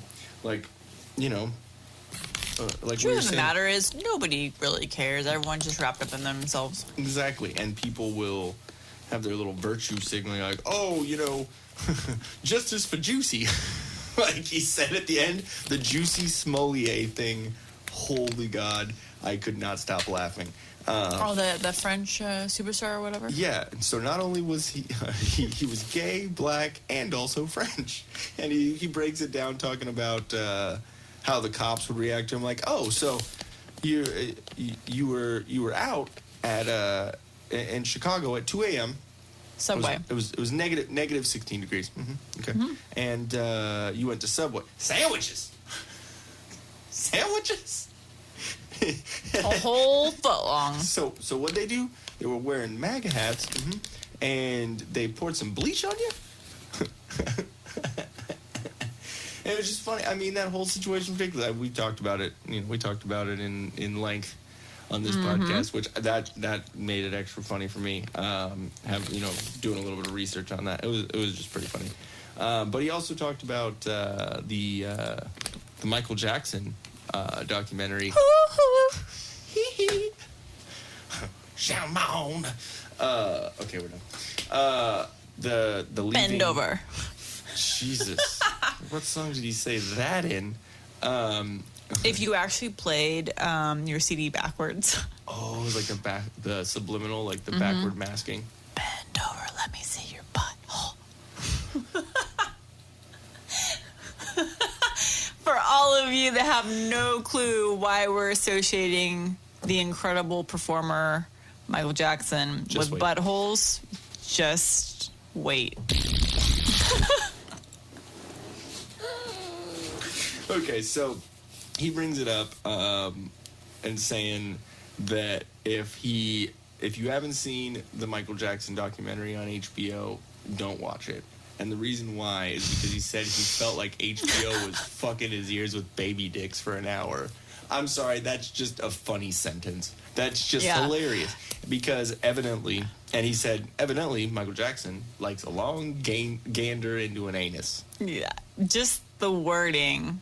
Yeah, like when you watch the documentary, obviously that is, said throughout and whatever, but the way he worded it made me fucking laugh. I'm sorry. And it's almost like a shock kind of thing. Like, holy fuck, he just said that. Yeah. And it makes it funny that he did. Well, it's like, I honestly, like I told you, I never was like a huge fan of Michael Jackson growing up. That just wasn't the music that my parents ever listened to. I didn't really listen to. My friends really didn't listen, so. I was. Yeah, it wasn't. You've seen the videos of me dancing when I was like 5, and, Oh, I had no clue who Michael Jackson was. Oh. I didn't. That wasn't the circle of friends or the group of people that I hung out with didn't listen to any of that. It wasn't pop stuff. So, I didn't really have any ties to him, I guess. But you were I never unbiased, I guess, because you didn't really have an opinion. I just didn't have any strong emotion for him because I'm like, oh yeah, he has some amazing music and he can dance like no one else. The Moonwalk is crazy. Great, amazing song, like Thriller. Hello, who doesn't like that song? Billie Jean, Thriller. Oh, there's so many. Black or White. So all of them. I can say, amazing performer, very, very talented. Did he do half the shit that before even this stuff came out, like a long time ago, whatever that was? Diddler? Yeah, is he? We know he's got a weird family and he looks weird. There's stories like him and LaToya and all them about Joe. His name's Joe Jackson, which I think is kind of funny, like the musician. Oh. Yeah, Joe Jackson, the dad is a complete fuck, dude. He is, and it's been proven, or it's just a fact that he's a shit person. He's a shit dad, or was. Yeah. Well, is he alive? I don't know. Let's see real quick. But yeah, I know that he's not. Obviously, like the whole family, all the children had issues because they were all like child stars and everything. But Michael Jackson, I just thought was weird because of him and his whole like all of a sudden going to white, whether he had an actual skin condition or bleached his skin or whatever the hell happened. His horrible plastic surgery with his little tiny nose. And LaToya did the same thing. Yeah. Joe Jackson, who is actually Michael Jackson's manager also, died June 27th in 2018. Let's see what it says. Wikipedia. Joseph Walter Jackson was an American talent manager and patriarch of the Jackson family of entertainers that includes his children Michael and Janet. There's a lot of other ones. He was inducted into the Rhythm and Blues Music Hall of Fame in 2014. That's crazy. Let's see. Quick facts. He was born in Fountain Hill, Arkansas, and died in Las Vegas, Nevada. Let's see. What else? The Jackson 5. It was Michael, Jackie, Tito, Jermaine, and Marlon. Tito and Jermaine. Those are funny names. Anyways, it's funny you look at like what Michael like actually looked like a normal human being, and then he started to get into plastic surgery. He had 10 children. Wait, what? Joe Jackson had 10 children. Oh, I was like, Michael Jackson had 10? Let me see. In the late 1980s, Joseph's image as a father became tarnished as the media reported stories told by his children that he was abusive towards them. When he managed his family, he allegedly ordered each of them to call him Joseph, not Dad, which contributed to several siblings having been estranged from him. Michael claimed that from a young age he was physically and emotionally abused by his father, enduring incessant rehearsals, whippings, and name-calling, but also admitting that his father's strict discipline played a large part in his success. I mean, I can understand that both ways. Michael first spoke openly about his childhood abuse in a 1993 interview with Oprah Winfrey, which is interesting that she did the after Neverland or whatever, the documentary after the whole thing. That's probably why they did it. He said that during his childhood, he often cried from loneliness. Bad jokes that can be made from that. Michael recalled that Joseph sat in a chair with a belt in his hand as Michael and his siblings rehearsed, and that if you don't do it the right way, he would tear you up, really get you. Joseph admitted to whipping his children with switches and belts as punishment, but said he did not do so at random and claimed never to have used any hard object as he felt was implied by the word beating. Yeah. Despite the abuse allegations, Michael honored his father with an annual, I can't read it, evidently, Joseph Jackson Day at Neverland Ranch, and ultimately forgave him. Everyone gets a free beating. Everyone gets a belt. And ultimately forgave him, noting that Joseph's Deep South upbringing during the Great Depression and the Jim Crow years and working-class adulthood hardened him emotionally and made him push his children to succeed as entertainers.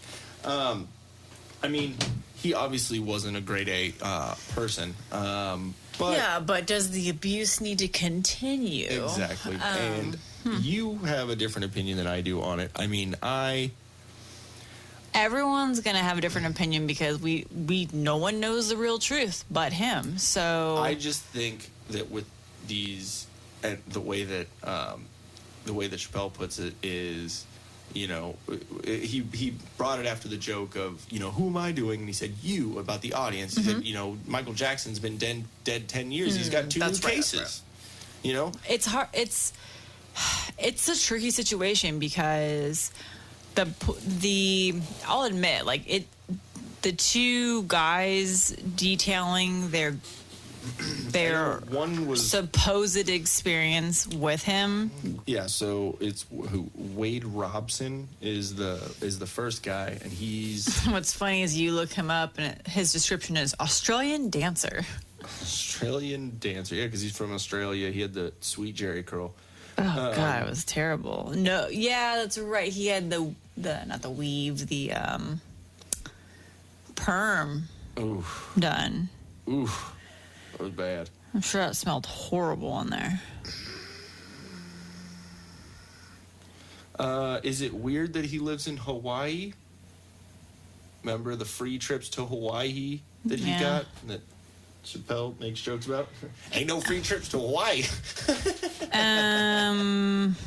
Yeah, so it just says he's directed music videos and world tours for pop artists such as NSYNC and Britney Spears.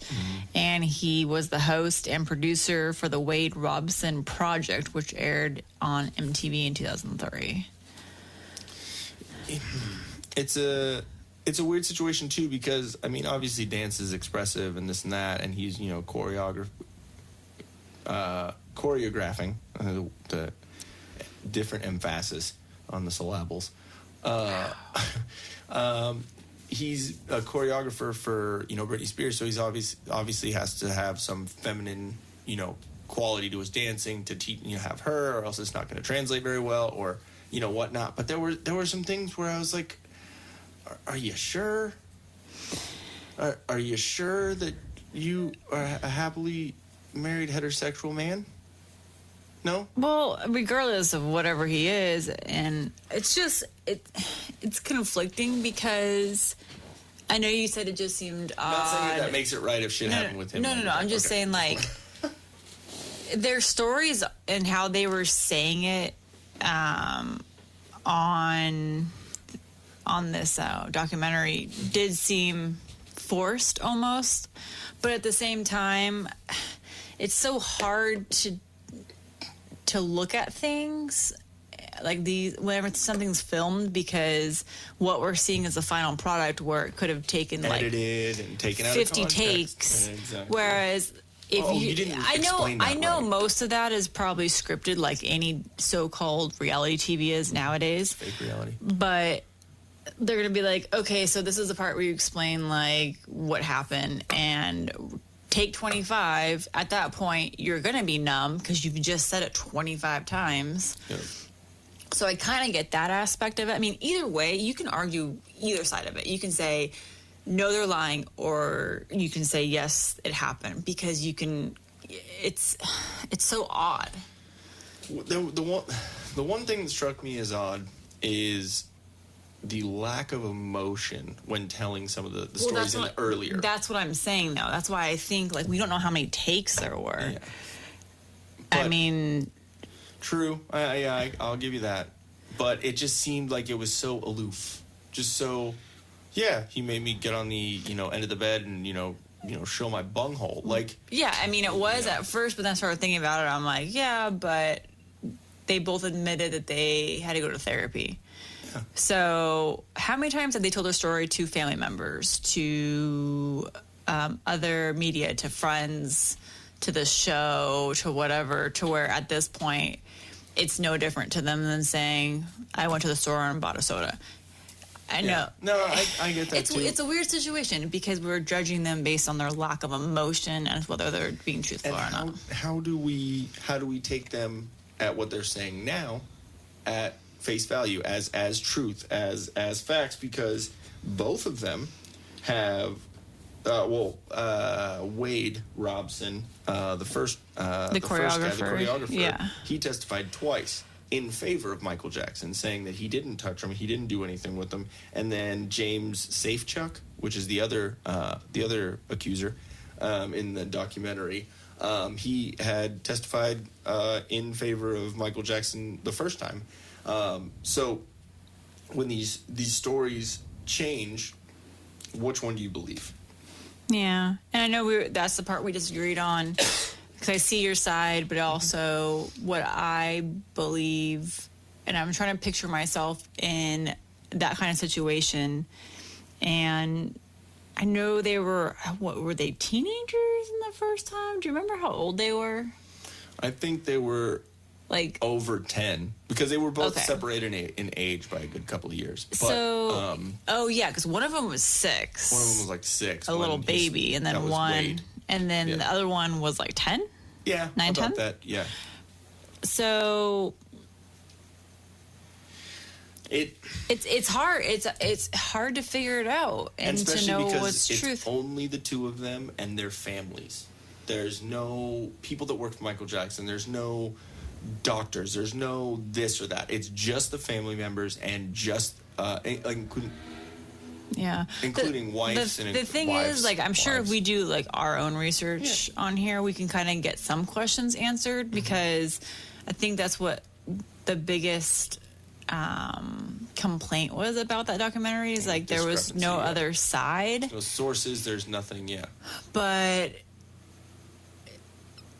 I mean, not saying when there's like a serial killer documentary, they only have, they don't have like the killer's I side kind of of you. have a get that. feeling, just again playing devil's advocate, like if they did potentially reach out to anyone to try to discredit or credit their stories, maybe people didn't want to talk. I don't know. It's one of those things, because it's anytime there's a big celebrity, and like Michael it's Jackson, he'll be outrage culture now, dead too. for 100 years, but he'll still be considered a big celebrity.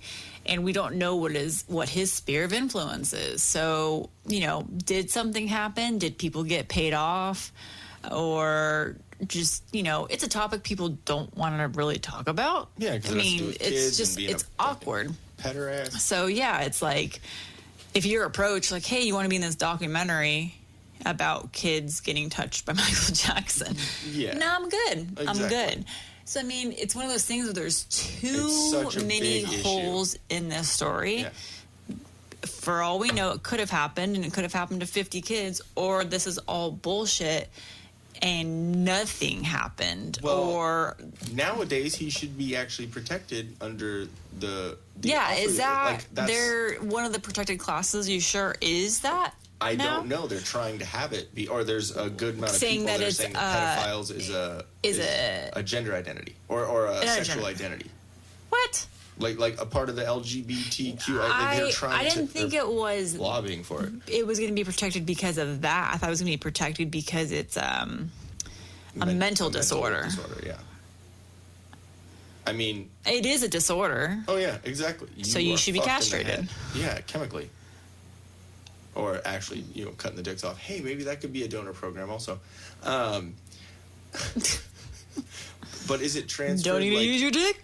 Donate it. You like kids? We're cutting your dick off and giving it to this one over here.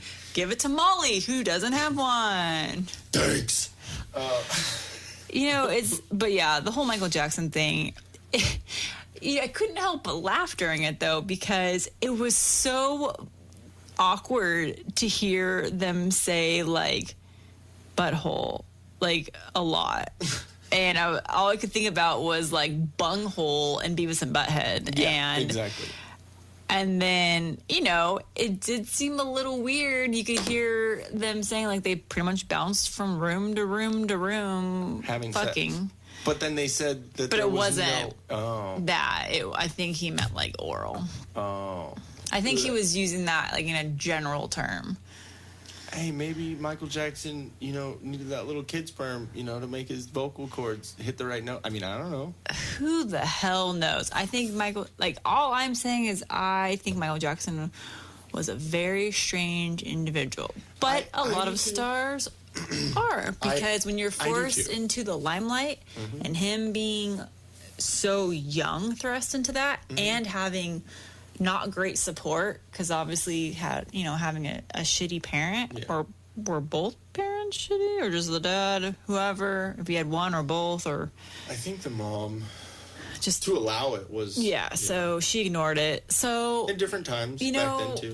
Who knows? I think everyone's weird, and whether he did that stuff or not, I hope he didn't. It's just weird, because it's like now you heard these stories, and it's just hard to get out of your head whether they're true or not. But then you hear, Macaulay Culkin, who said no. He said he never. He was a messed up individual too, though. Corey Feldman. He said he never touched him either. I think. No. He came out and said something about it. Oh, there was a huge thing about what happened with him, and they have death threats on him and his family. Jesus. Oh, yeah. There's a whole thing we got to talk about with him. Okay. And it's not just him. All of a sudden, all these other child stars. But it wasn't having to do with Michael Jackson. Oh, it was just... No, it was one of the dudes that, like, all these people are coming out and saying, like, one of the movies. Weinstein? Maybe Harvey him. Weinstein? Yeah. Okay. It might be him. I'm not positive. But, yeah. Little Jell-O pudding pops? No? Ew, no. No, Not no that Bill one. Cosby? Not Brown. James Brown. He does kind of have a James Brownish, like... I'm thinking of, every time I think of pudding pop, I think of the brown, gross chocolate pudding. Yeah, the Jell-O pudding. I shit's don't gross. like calling it Jell-O pudding, though, because I think Jell-O is Jell-O and there's pudding True, is pudding. When you say gelatin Jell-O and the pudding, and I'm thinking like some gross, like... Clear brown Oh, pudding? gross. Okay, stop. Okay. No, I just think of his chocolate pudding and probably an ugly brown cable knit sweater. That, like, weird mahogany... It's something weird. And that totally tarnished my whole view of that show. Anyways, yeah, the whole Corey Feldman thing. Feldman and Corey Haynes. Haim. H-A-I-M. He died. So, yeah. So, Feldman, though, big old to do with that. And there's been, like, a crazy amount of death threats against him and his family. Yeah. But they actually, like a shit ton of people came forward, though. Yeah. So I think they said something's going to court for that, though.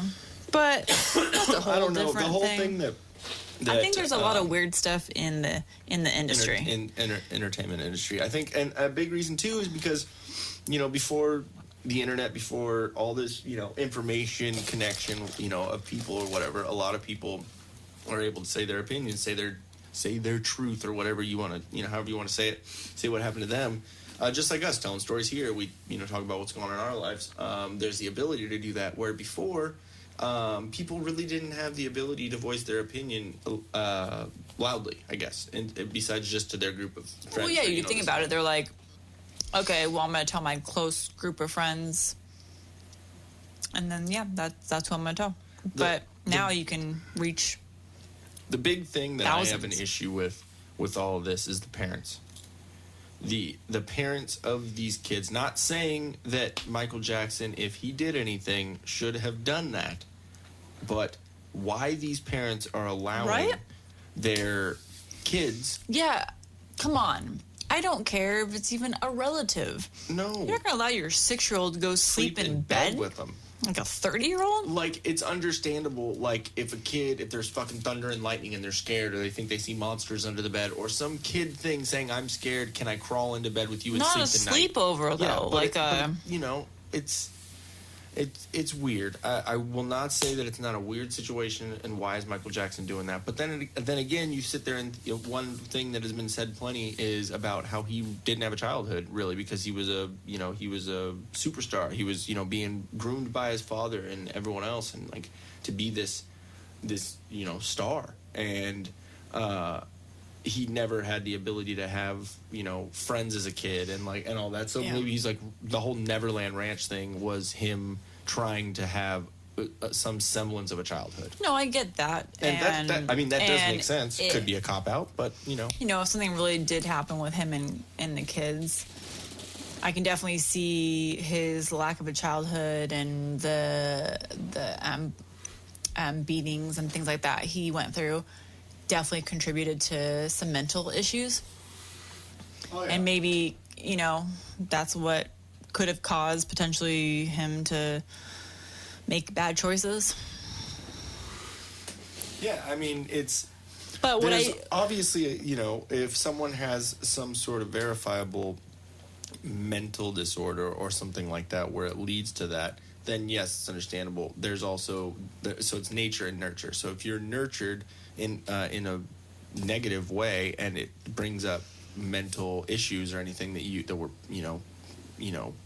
what is it called, pre-existing conditions, then it's obviously going to bring it out more. But also, if you are of sound mind and you're able to make the decision to break that chain, then everyone will be better because of it. But I don't know. It's a ridiculous subject. And I mean, yeah, if we say that this actually didn't happen to those two specifically, then like try to figure out, well, what's their whole reasoning behind it? Is it money? Like, I mean, were they given a lot of money to even do this documentary? Who funded that? Yeah, who was the one? I mean, that's where you have to look for you always look for the money trail. The money trail is going to lead you in the right direction.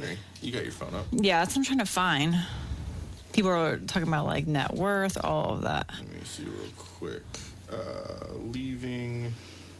Here, there's an article on Slate about it.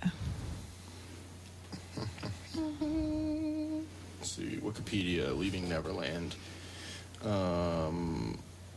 Directed and produced by Dan Reed. Let's see, does he have Gotta watch out for those Dans. Dan.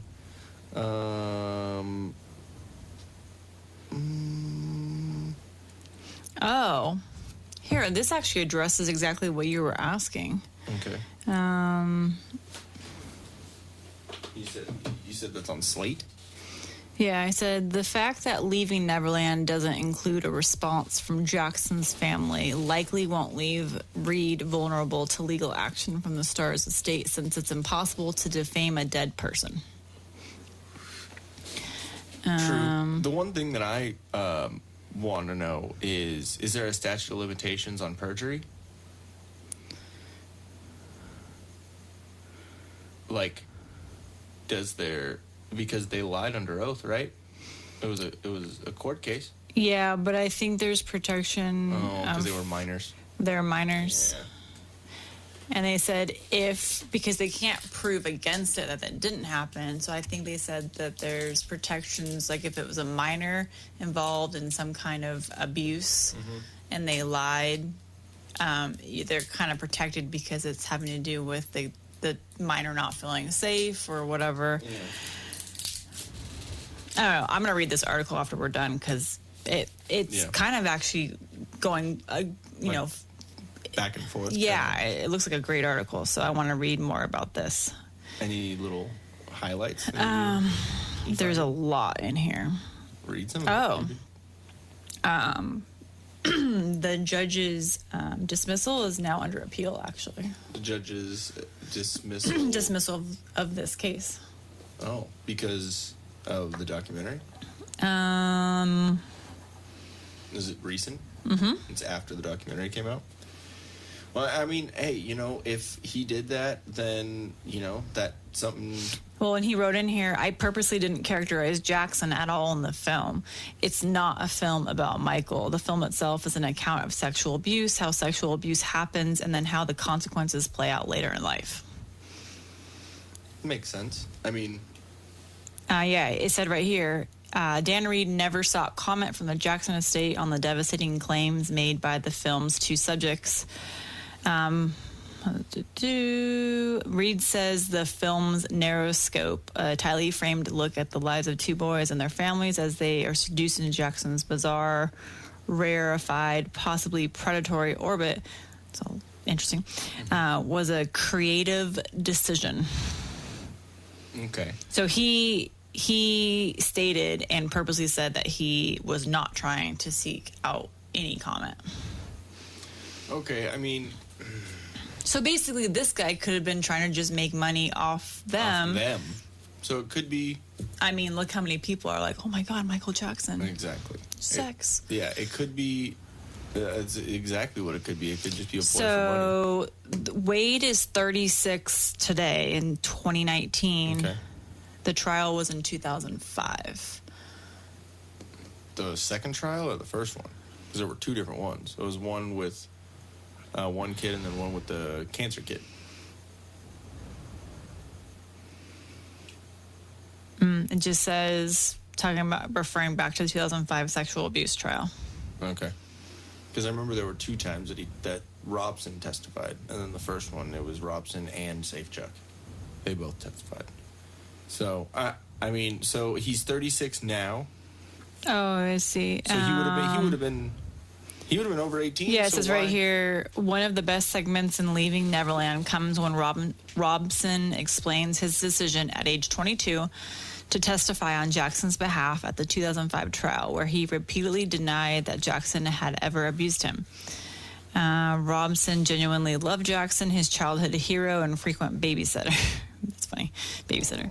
At the age of 7, when Robson's brain was still forming conceptions of selfhood, love, and parental care, his mother encouraged him to think of Jackson as a member of their family. And Jackson allegedly indoctrinated him with the fear of what horrors might befall both of them if their sexual relationship was ever discovered. Those deep-seated attachments and fears don't dissipate on their own when one reaches the age of consent. It's the straightforward recognition of the psychological messiness of abuse that makes the film such a powerful, nuanced portrait of victimhood. And I do get that, because it's kind of like they said, what is it? Not having to do with not specifically sexual abuse, but when you're kidnapped.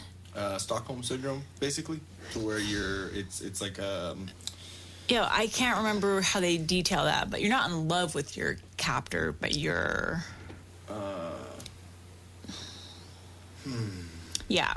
So regarding that, how that's a mental thing, how like a psychological a psychological event, I mean, I'm not a therapist. I don't know how all that works. Mm-hmm. So for all we know, he could have experienced.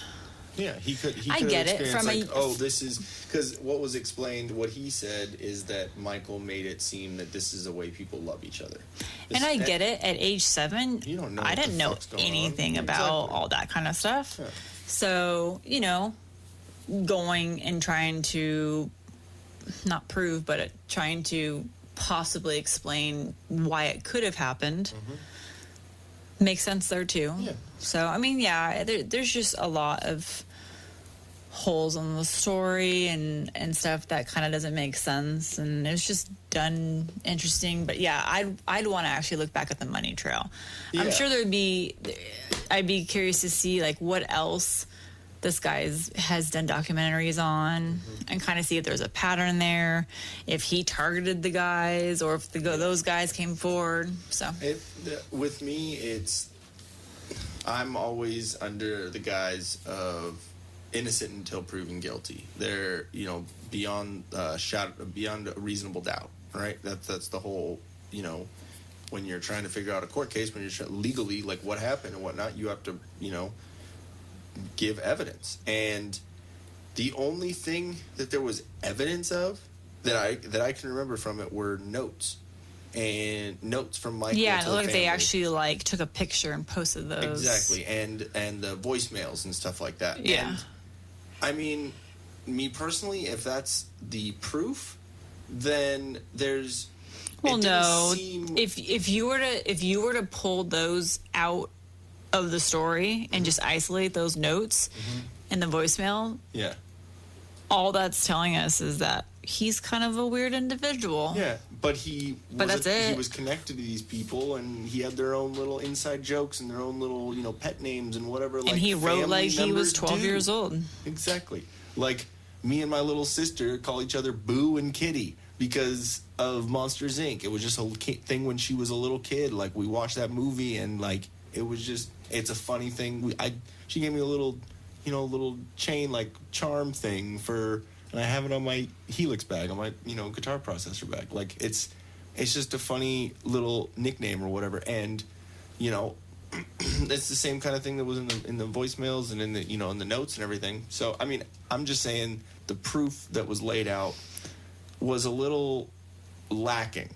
So according to Wikipedia, there was no financial compensation to Robson or Safechuck participating in the film. So you're saying that this dude, Dan Reed, made all the money from it? Dan Reed made all the money. Ooh. And the Jackson estate is suing HBO for $100 million. Yep. Looks like they said HBO is going to win, though, because they said he's dead, and you can't defame a dead person. He's done a couple other. It's all documentaries. He did one on battling ISIS. Did one on escorts, on the so he just likes hunter. picking the. There's one called the pedophile hunter. So he already did something having to do with that. Terror at the mall. I don't know. One says legally high. He worked on Frontline. Waking the Dead. It's a TV series, I guess. So he's worked on different. One called the 9/11 Liars. Yeah.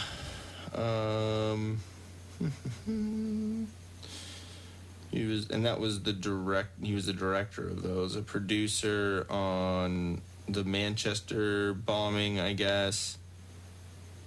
Yeah, it's like just a bunch of different documentaries. Which, I mean, it's. I don't know, man. It's a weird, it's a tricky thing to navigate talking about. And these are just our opinions. This is nothing.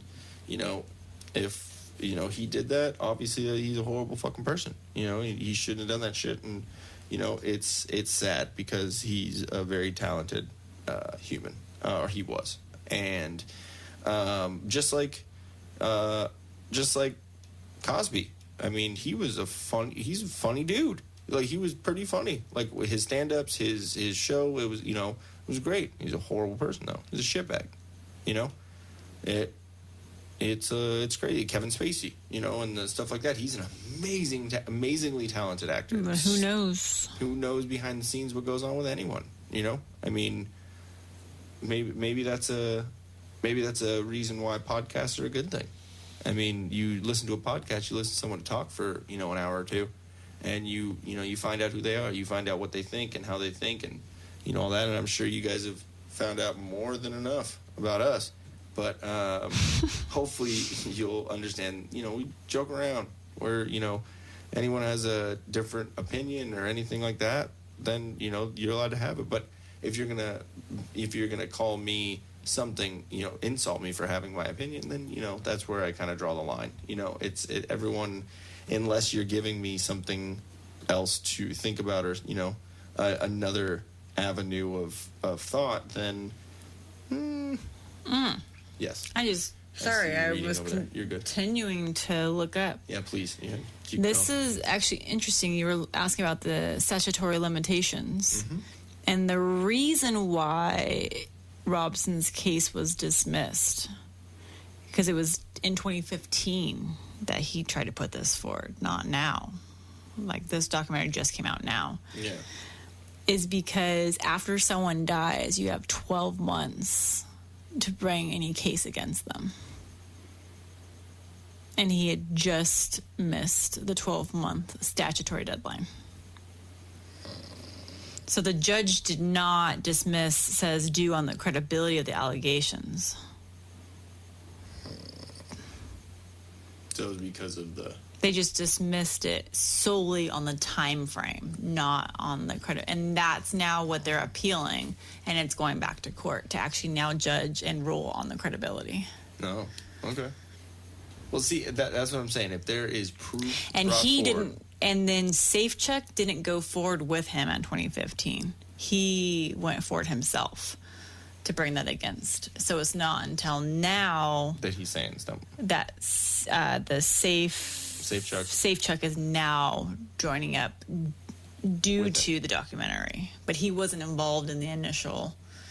And I'm not going to say that it's not difficult to have to deal with something like that. And so it looks like both of them are reached out independently by this Reed guy. So it's interesting. There's some weird things happening. I don't know. I really don't know what to think on it. I'm not going to say that Michael Jackson wasn't kind of weird, but everyone's weird. Everyone has their own thing or whatever. But I mean, if and some of their story, sounds a little fishy to me. But if it happened, then can't really deny that, And he obviously was a shitty dude if that's the case. But I don't know. I don't know. It's a little weird. It's a little weird. Yeah, he's got a net worth of $1 million. Oh, Jesus. So, I mean, I don't know, man. It could be a ploy. It could be true. It's just, it definitely was weird. But, the thing is us talking about it right now, and even Chappelle talking about it, We're on never stage. going to know the truth until If evidence. there's proof or evidence or anything, So it's...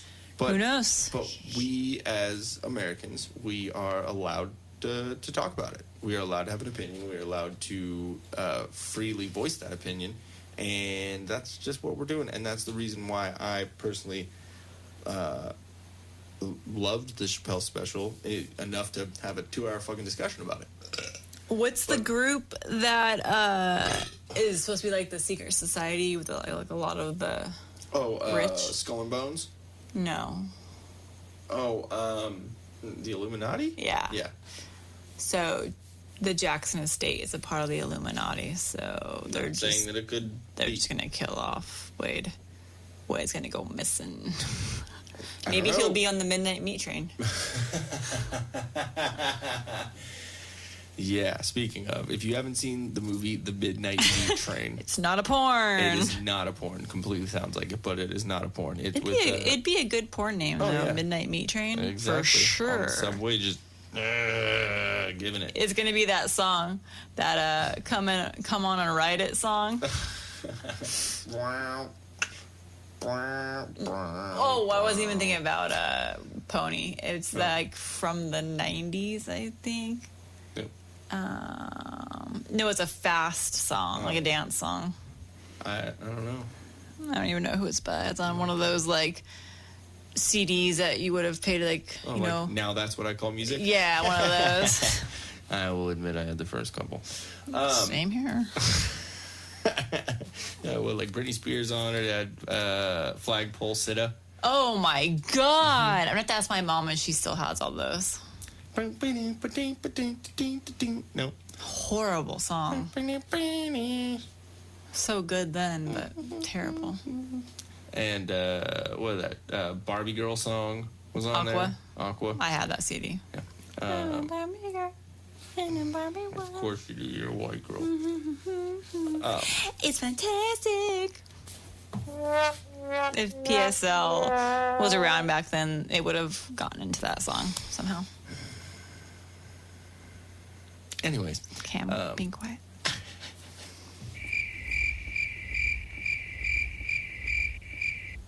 So anyways, guys, we are pretty stoked on 30 episodes that we've done. We just need some names for the peoples. We need out there. We need a name for the following. We might need to wait a little bit until we get a bigger following because we're just starting off. But do want to say thank you to everyone who has continually listened every week, and or whenever we decide to put one out. Want to say thank you for sticking with us and the support. It's awesome. And next week, I think we're gonna have Patrick from Set a Flame on, which will be pretty cool. I'm trying to coordinate that right now. I already kind of talked to him, and we're looking at recording about later next week, which actually when the time this comes out, it'll be that week. Podcast time. Oh, tomorrow. Yeah, tomorrow, whatever. But yeah, it should be fun. We'll be talking about playing in a band together for years and some funny Set of Flame stories and all that. And then also I believe he works with AI in the field of AI. So that's an interesting subject. I don't even know anything about that, so it'd be kind of cool. I just know what it stands for. Yeah.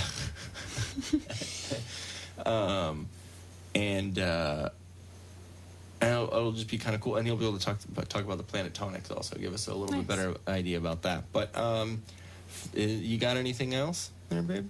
I think I'm good on this episode. Yeah, I'm gonna refrain from. Yeah, I think we've saying more triggering words. Yeah, Jesus, I'm gonna put trigger warning on the description of this just to.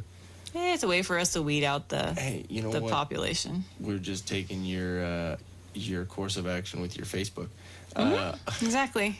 So to everyone that's signing off, and this is your last episode, bye. Farewell. Thank you for listening. But anyone that is stuck with us and is still here, the loyal listener, thank you. Oh, I forgot to talk about Mandles. Holy shit. That's a great way to end, though, on that note. On a happy note. Let's end on a happy, amazing... kids and butthole. Jesus Christ.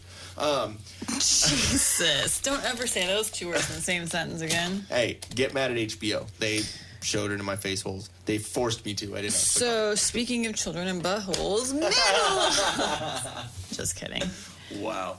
But no, our beloved Dan. We need to do this well for him next time. We need to have some crackling fire going, like the romance mode on the Tesla. Yes.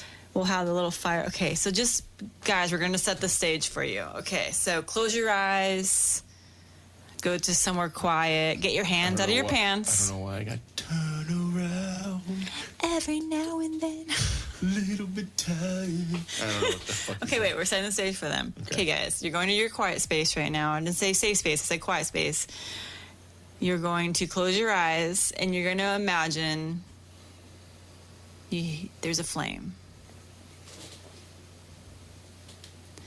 There is a golden flame. This might work. I don't know, I'm trying to. It's going to be crackling soon, I promise.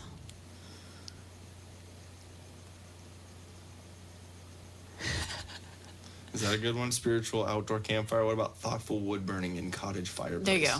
Wait.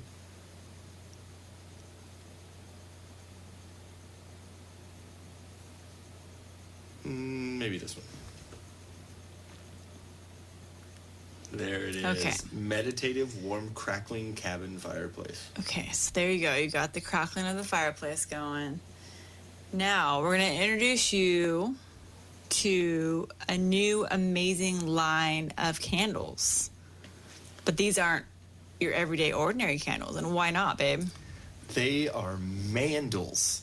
What's a mandel? A mandel is I think he said a 26-hour burning candle made for men. Hence the name. Mandles.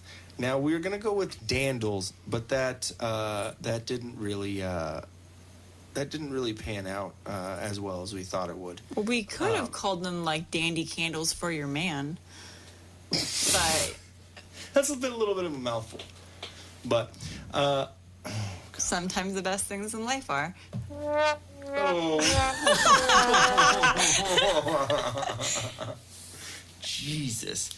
This episode. Is that weird that I'm kind of turned on now? It's the pumpkin spice latte. What are they putting in that? Some and Joe pudding pulp? Not crackling fire. But yes, tell us more. Tell us more about those mandles. So Mandles is a company that has been started by my best friend. I will say straight up, my best friend Dan, and one of our guests that we've had on. He's actually been on more than anyone else. Oh, him and James are tied. Oh, dang. Been on twice. But yeah, good old Dan Newmeyer. He's starting a new company called Mandles by Dan. And we've been talking about it. We actually talked about it a bunch today. And I think I'm going to be doing his social media and all that, the management for that, which is kind of cool. And we're talking right now trying to get, he's going to be manufacturing his own candles. And it's going to be scents for guys. It's going to be like campfire. It's going to be gunpowder or like something more manly, not like the flowery not floral lavender scents that most candles are. Yes. Not saying that he's not going to have a lavender like calming candle, which he actually does right They're now. just going to have man name. titles. Yeah, so man that titles. way, like for all you men out there, when you have this candle sitting above your toilet, because that's probably where you're going to put it, it doesn't have like some floofy frou-frou photo on the front.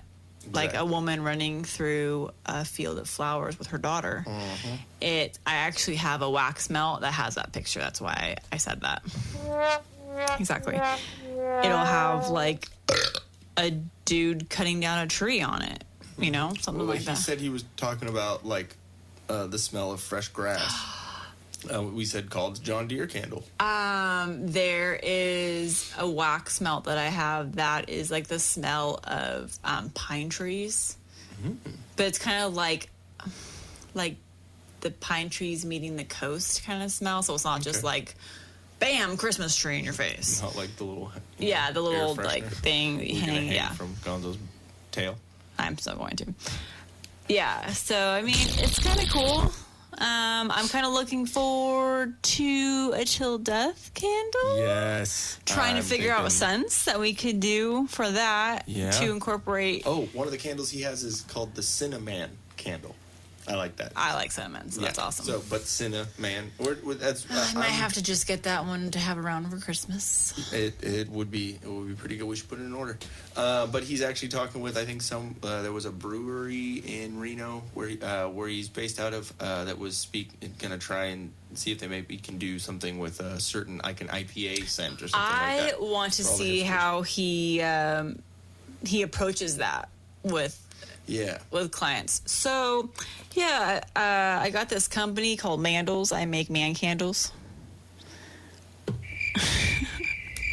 I think people would be like, man candles, like candles, like poopery, like that, along that line, just like for the bathroom, or like little men statues that are candles. Yeah, like are they candles of men?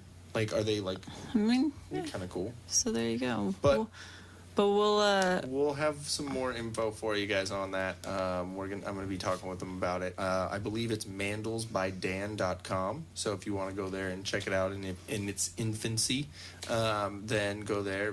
Maybe make an order on it. Something we're gonna try and figure something out. Let us know if there's any specific scents that would interest you, and we can pass it along to Dan. I was talking to him today. I think there should be an Anchorman candle. It should be called I Miss Your Musk. And it should smell like rich mahogany and leather-bound books. I think that would be an interesting scent to try. Actually, it sounds pretty good. Right? Sounds pretty good. It sounds bad, honestly. Like Ron Burgundy. Woody Books. What do you like? You walk inside your house, you say, "You ate a whole wheel of cheese." It just comes out. I don't know. But I think it's going to be fun to kind of be involved in it. And what's cool is me and Dan have been best friends forever, so it's kind of cool to work on that with him. We know each other's sense of humor, so it'll be fun. And get the candles going, and maybe the Jen's Family Jewels going. Yes. See, maybe we'll do the Jen's Family Jewels, and it'll be Mandles Family Jewels, collaboration or something. I don't know. But for this Christmas only, get your package of Mandles and Jen's Family Jewels.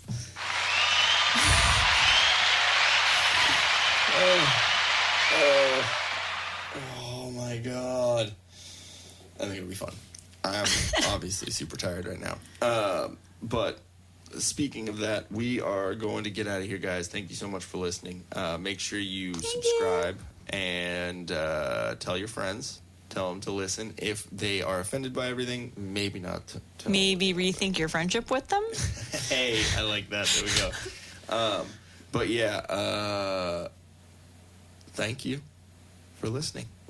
Gracias. No, wait. Is that right? Grassy ass.